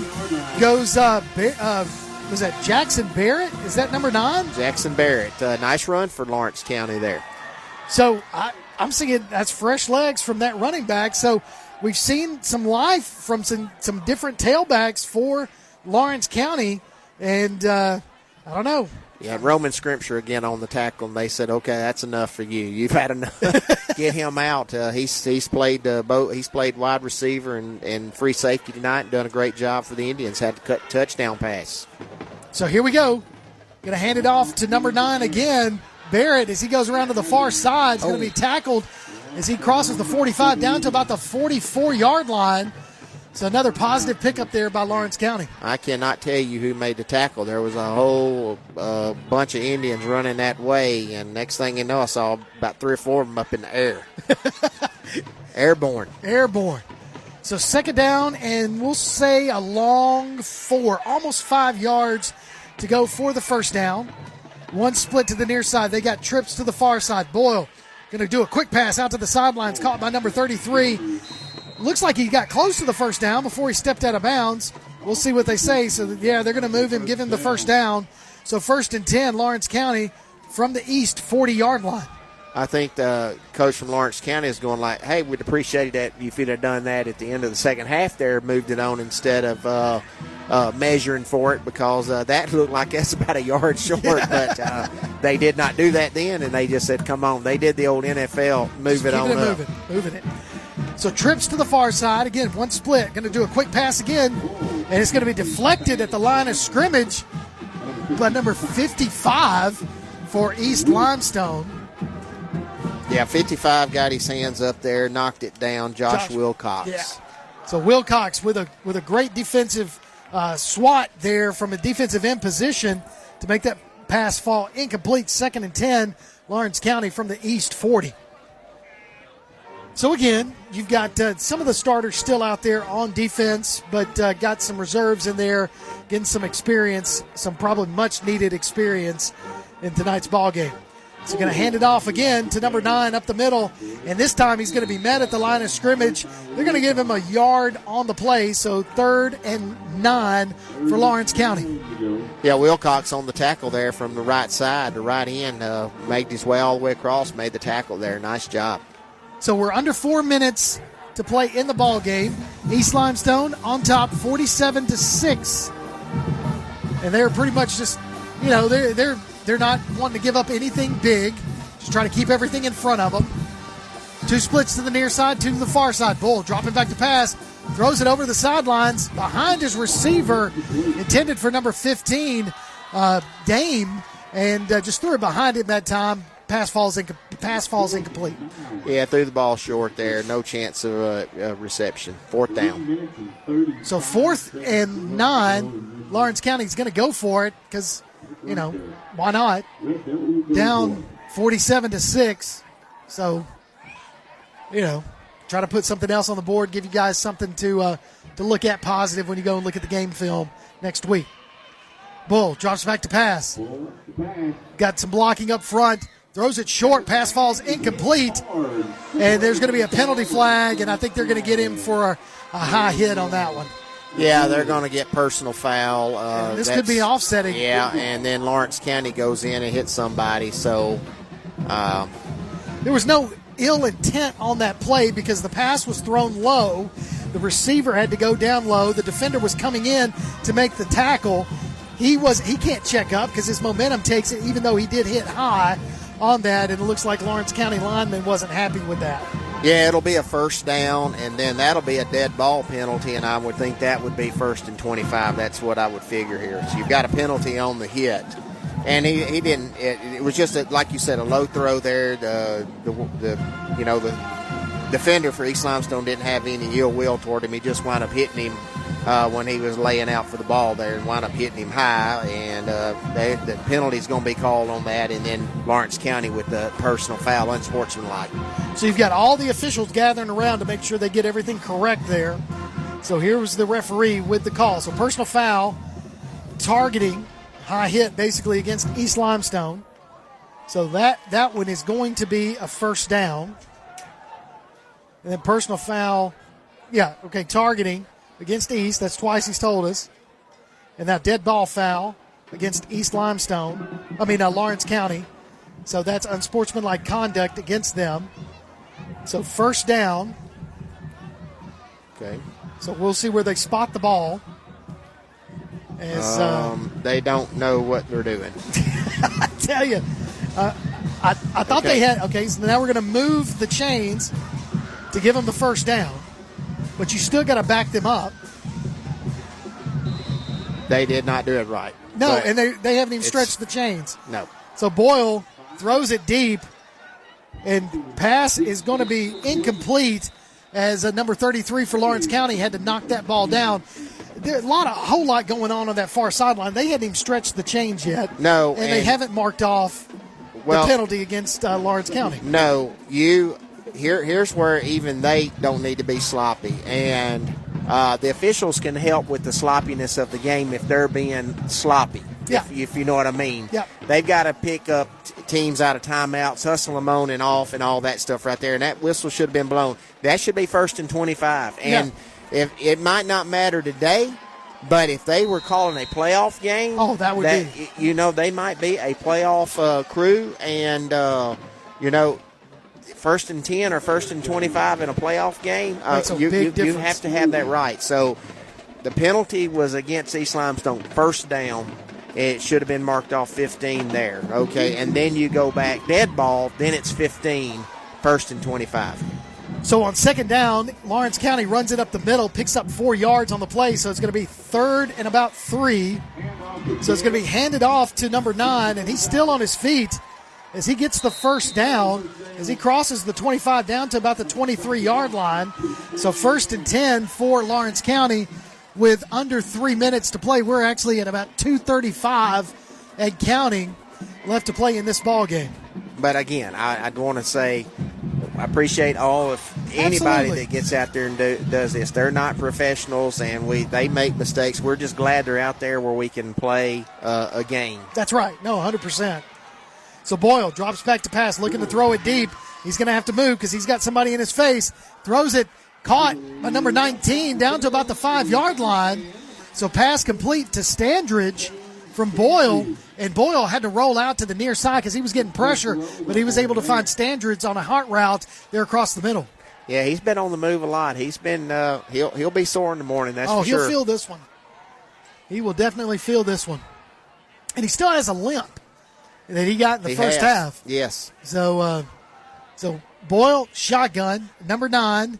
That is Barrett next to him. Going to hand it off to Barrett. Barrett's trying to does a stutter step, but met at the backfield and brought down by about 3 or 4 different East Limestone defenders.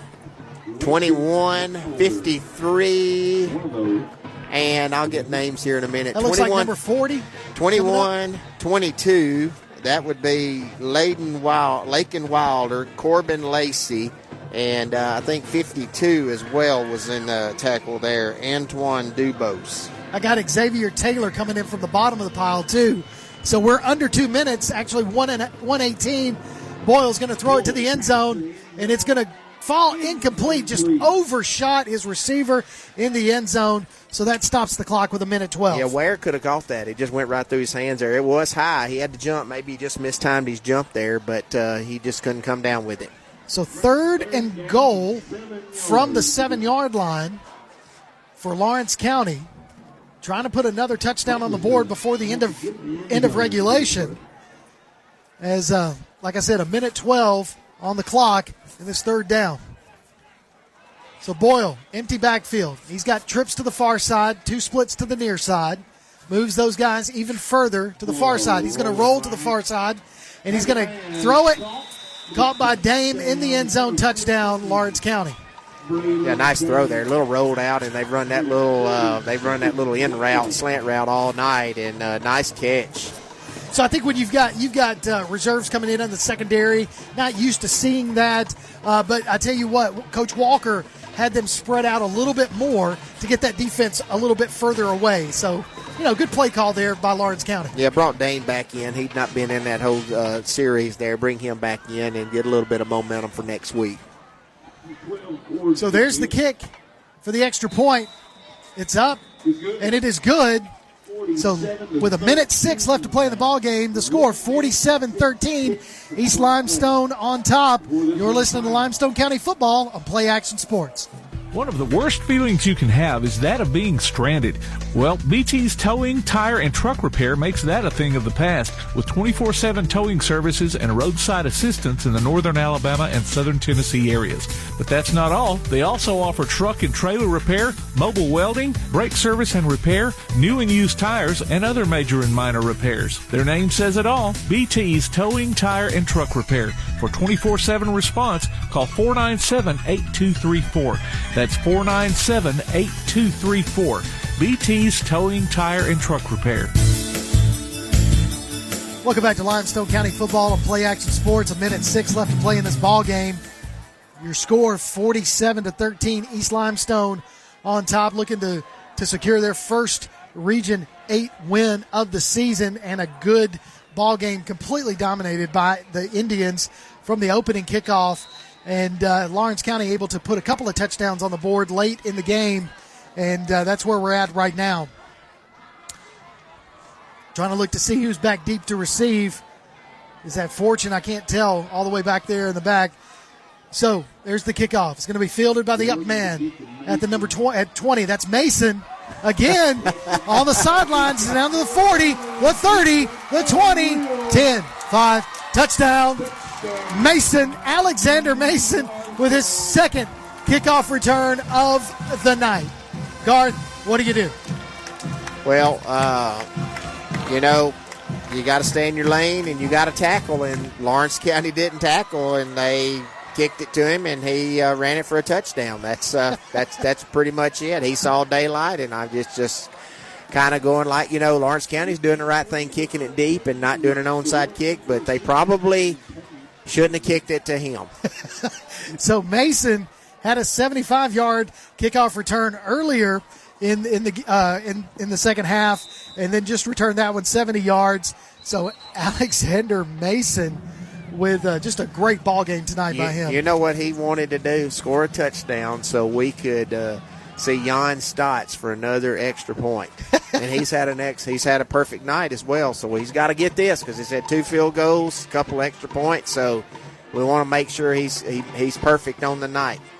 So timeout called on the field for the extra point. And like I said, stick around because in our post-game show, we'll have some observations from tonight's ball game, and we'll also announce our Limestone County Player of the Game. And that Player of the Game will get either a gift certificate for Village Pizza or Cream Delight, their choice, wherever they want to go. Get a chili dog or get a whole pizza. Yeah, pizza's good too. Okay, that pizza's good. Chili dog pizza doesn't matter. It's all good. So yeah, they're fire nice wings over there at Village. I tell you, man, that's good stuff. Okay, I'll have to try it. Can't go wrong there. All right, here we go. Extra point try right now. The kick is up. And it is good with 55 seconds left to play in this ball game. Your score 54-13 East Limestone. Yeah, the Lawrence County guy is actually going like, how did he make that? I busted through, and it must have went right through my hands because I should have blocked that, and I don't know how he did not block it, but he didn't block it, and Jan Stotts is perfect on the night. So just, again, Coach Woodfin, just when he goes back and he looks at this game film, I mean, as a head coach, you know this. You've coached sports. You're going to find things that can be corrected. And we've seen some things, penalties, not getting set, defensively, probably missed some assignments. But, again, overall, Coach Woodfin's going to sleep well tonight. They played pretty well. They've played pretty well from the opening kickoff, took it down and scored right off the bat. They got a 3-and-out and scored quickly again. And defense just continued to back up the offense. They didn't have any kind of lull. And so I think he's got to be pleased after a bye week. Had a rough night a couple weeks ago at Russellville against Russellville, and to bounce back. And now you're putting yourself to, we live to play next week. And so next week, West Point, he's got to emphasize with the players, we've got to have the same preparation next week as we did this week. And, they've got fall break next week. So he'll get a chance, the kids will get a chance to rest, and they'll probably change a little bit, probably get in here in the morning and practice and get the kids out of here. So hopefully they have some time to rest up and get ready for West Point. So there's his kickoff right there, fielded at the 20-yard line. It's going to be brought out to the 35 as a whole slew of East Limestone defenders are going to get their piece of the action as we're at 44 seconds left to play in this ball game. East Limestone 54, Lawrence County 13. So Coach Woodfin put some defensive reserves out there for the last couple of plays of this ball game. And like you mentioned, I mean, Lawrence County came out of they were down huge at the halftime and come out in the second half and no quit, able to put some touchdowns on the board to make it, from them, some things to build off of as well. But they're going to leave out of here with another 0 wins in the region. Well, they had two interceptions, East Limestone, 2 interceptions there, and it just kind of quelled any kind of comeback that Lawrence County might have. They were going to have to play flawless in the second half and get East Limestone off the field, and when you turn it over, that just makes it that just makes it a little tougher. So offsides called on East Limestone, brings it 1st and 5. Going to hand it off to the up man, and he's just going to be met at the line of scrimmage for no gain on the play. And that takes us right at 30 seconds left to play in this ball game. And let's see if Coach Walker just going to let this clock play out and just get out of here. Try not to get anybody hurt. I think that's going to be it. So we'll see what happens here as we're at 18 and counting. And that looks like that's what's going to happen. Everybody's starting to make their way towards the 50-yard line to go and shake hands at midfield. So as the clock winds down, your final score, East Limestone 54, Lawrence County 13.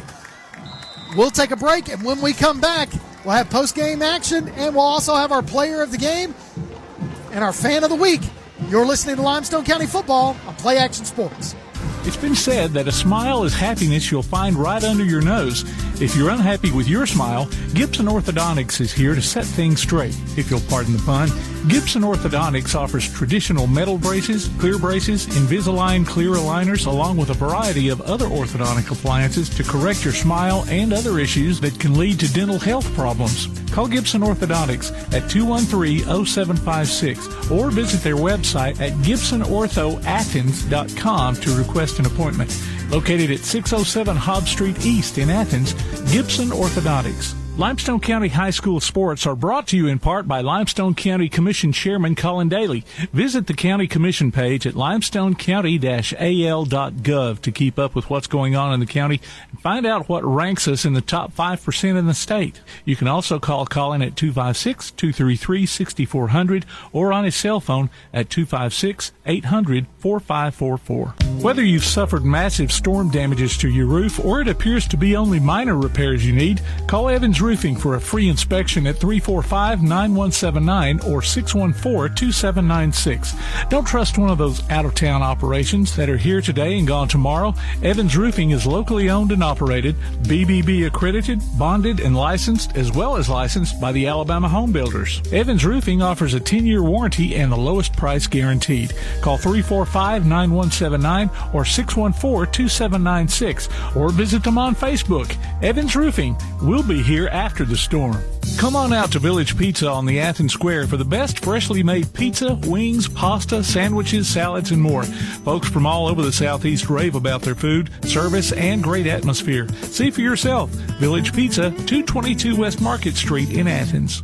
Since 1951, Cream Delight in Athens has been a Valley tradition. From their upside-down banana split and milkshakes to chili dogs and pretzels, Cream Delight has served generations from the same walk-up location. Cream Delight, 401 West Washington Street in Athens. Join us for Applebee's Tailgate Talk every Saturday morning at 10 on WKAC. We'll talk to coaches and sports figures of local interest and get their thoughts on whatever comes down the pipe. We'll also announce our latest Athlete of the Week and give away an Applebee's gift card and a Tailgate Talk t-shirt. Applebee's Tailgate Talk, Saturday mornings at 10 on your Tailgate Talk app, on your Amazon Echo or Google Home device, online at tailgatetalk.net, and on the air at 1080 WKAC. Welcome back to Limestone County Football Game of the Week as East Limestone records the victory tonight, their first Region 8 win. They with a score 54-13 over the visiting Lawrence County Red Devils. And Garth, just looking out there at midfield after the game, one of the things that I always love to see, both teams coming together at midfield, everybody taking a knee. Coach Woodfin addressed both teams, and then they all took a moment in prayer. And that's just great things to see right there. Yes, you like to see that at the end of the game. Hard-fought game from both teams, and you like to see the sportsmanship at the end. And, you know, you've got to be thankful that always that nobody gets hurt. You know, this world is kind of can be a rough place and a mean place, and it's you want to see kids come together and, you know, respect each other for playing the game and do it the right way. And tempers flare at times, but we just, you know, it's good to see. You want to leave those things on the field. And that's exactly what I think just happened. Well, let's talk a little bit about this ball game. I mean, the final score 54-13, and this game just from the opening kickoff to the final kickoff really was just completely dominated by East Limestone. East Limestone dominated from kickoff, drove the first drive of the game for a touchdown and never looked back. Defense brought some intensity, and I know Coach has got to be pleased with the way they played on both sides of the football tonight. It was just a solid win, and congratulations to the Indians, and they get a chance to play next week. It's that game matters. Yeah. Now, where that game would have been just basically for pride. If you come in and you lose tonight, it matters now. They're still in the playoff hunt, and that's what you go into every season with the goal of making the playoffs, and they still have that opportunity. So tonight, you had several different players on East Limestone put points on the board. We talked about Jake Cochran, the sophomore quarterback, comes in right off the bat, 18-yard pass to Scrimshire for the first touchdown of the game, and then you had different players come in. You had Alexander Mason scored in the first quarter with a 15-yard run. Then you had Xavier Edwards with a 55-yard touchdown run, and then Mason in the second quarter with a 5-yard touchdown run. Cochran on a run, a 25-yard run that faked me out, and just a beautiful fake right there, and scored a touchdown from 25 yards out. And then Mason had two kickoff returns, one for 75 yards and another one for 70 yards. Both of those returned for touchdowns. Just really good offensive performance, but even the defense. The Coach Woodfin, I know he's known for offense because he was OC at James Clemens last year, but his defense tonight really stepped up and for the most part kept Lawrence County out of the end zone until the fourth quarter. They did, and you got great play. You got great contributions from a lot of players on the offense, from the offensive line to Cochran to Scrimshire and Valdez. Is that right? No, it was all Mason. Mason. Yeah. Sorry, Mason. Yeah, I had the wrong name earlier. And then you had Edwards come in, run hard, gave him a spark on defense. Douglas and Robinson played outstanding cornerback. Bronson. Roman Scrimshire, called him by his brother there, played a great safety. Jameson Drake, great at linebacker. And that front four was just really pinned their ears back and just came after their quarterback all night and forced Lawrence County to try to they probably got them out of their game plan pretty early. So I think Coach Cochran's got to be pleased with how they look, and you can just see that. I mean, you can really see that the kids are happy. Yeah. They're out there, and they are really enjoying it, and that's, it's tough to win. I mean, you think it's easy to win, and it's not easy to win. You have to be ready and prepared every week, and if you're not, you can get beat. So, again, maybe that taste, they've not tasted it since the first game of the season against Central. Mm-hmm. Now they've tasted it again, and go, okay, let's go get West Point. Well, you talked about coming out and knocking Lawrence County off of their game plan, and the first play from scrimmage in the second half was an interception by Joyner, who caught that one, and then they turned around and threw another interception the next series that Lawrence County had the ball. So Lawrence County again, it always just seemed like every time they had the ball, they were, just really off of it. And Coach Walker made some changes and put some different running backs in the backfield that actually in the third and fourth quarter made some differences. But overall, again, top performance by both offense and defense and special teams. So in all areas of the game, East Limestone showed up and showed out. Yeah, they did. And other than a turnover here or there, down in that deep in the end zone, the interception and a fumble, it did not hurt them. It was deep in that territory. They were already up 4 scores. So Coach Cochran's got to be pleased. It was a great performance by East Limestone tonight. So it's time now to announce our Lawlers Fan of the Week. If you want to be considered for the Lawlers Fan of the Week, all you need to do is go enter your name at pasnetwork.net. And what we do at the end of each game, Limestone County game, is announce the winner during the postgame show. The winner gets a gift certificate of $20 from Lawler's Barbecue. And tonight, the winner is Daniel Rodriguez. Daniel Rodriguez is the winner. Daniel, you have 2 weeks to drop by WKAC Radio in Athens to pick up your gift card from Lawler's Barbecue. Go enjoy a stuffed baked potato. Go enjoy a barbecue sandwich. Go enjoy some Brunswick stew. What else? What else can I get? Potatoes, barbecue. What did you want? Baked beans, potato salad. I could just eat the potato salad. I mean, I would I love it all. So don't get me started there. Well, it's also time now, Garth, for us to announce our player of the game. During the post-game show, we announced the Limestone County player of the game. Our featured player gets a gift certificate that's good at either Village Pizza or Cream Delight. Garth, who's our player of the game? Well, since he faked us out, we need to fake him out, okay? When he went for the score there, he faked us out. We didn't even know he kept the ball. And then what does he do? Does he come back and cap off 2 kickoff returns? Oh, yeah. I mean, he faked, so it's got to be, I would think Mason. I think I'm wrong here. Sorry. You're right. But Mason would have to be your guy. So Alexander Mason is our Limestone County player of the game tonight. Alexander Mason finishes with 4 total touchdowns. He had 2 running from the wildcat position, 15 yards out in the first quarter, and then 5 yards out in the second quarter. And then he had 2 huge kickoff return runs in the fourth quarter, one for 75 and 70 yards. So I forgot. I'm sorry. Yeah, that was Cochran. That made the fake That's out. okay. So anyway, but yeah, they could have gone anyway. They both had great nights. But Cochran, man, just had a great night. Cochran played great at quarterback. Alexander Mason played great. You had some big receivers. Scrimpture.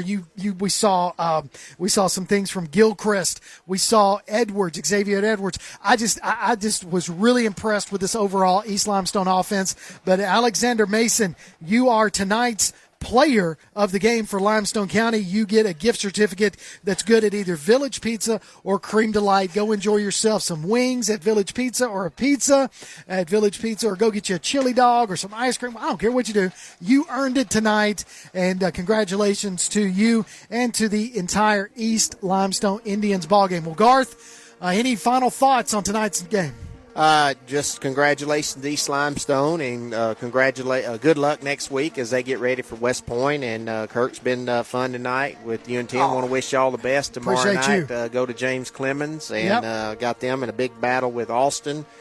So everybody tune in tomorrow night. Here Kurt will be back at it with Todd Tomerlin. And they'll be bringing you tomorrow night's game, and it's been an honor and privilege. I appreciate it. Well, I appreciate you, Garth. It's always awesome to work with you, and thank you all for being a part of this broadcast with us tonight. Again, your final score from East Limestone: East 54, Lawrence County 13.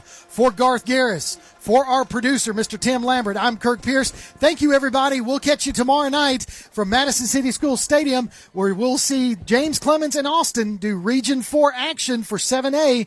You've been listening to Limestone County Football on Play Action Sports.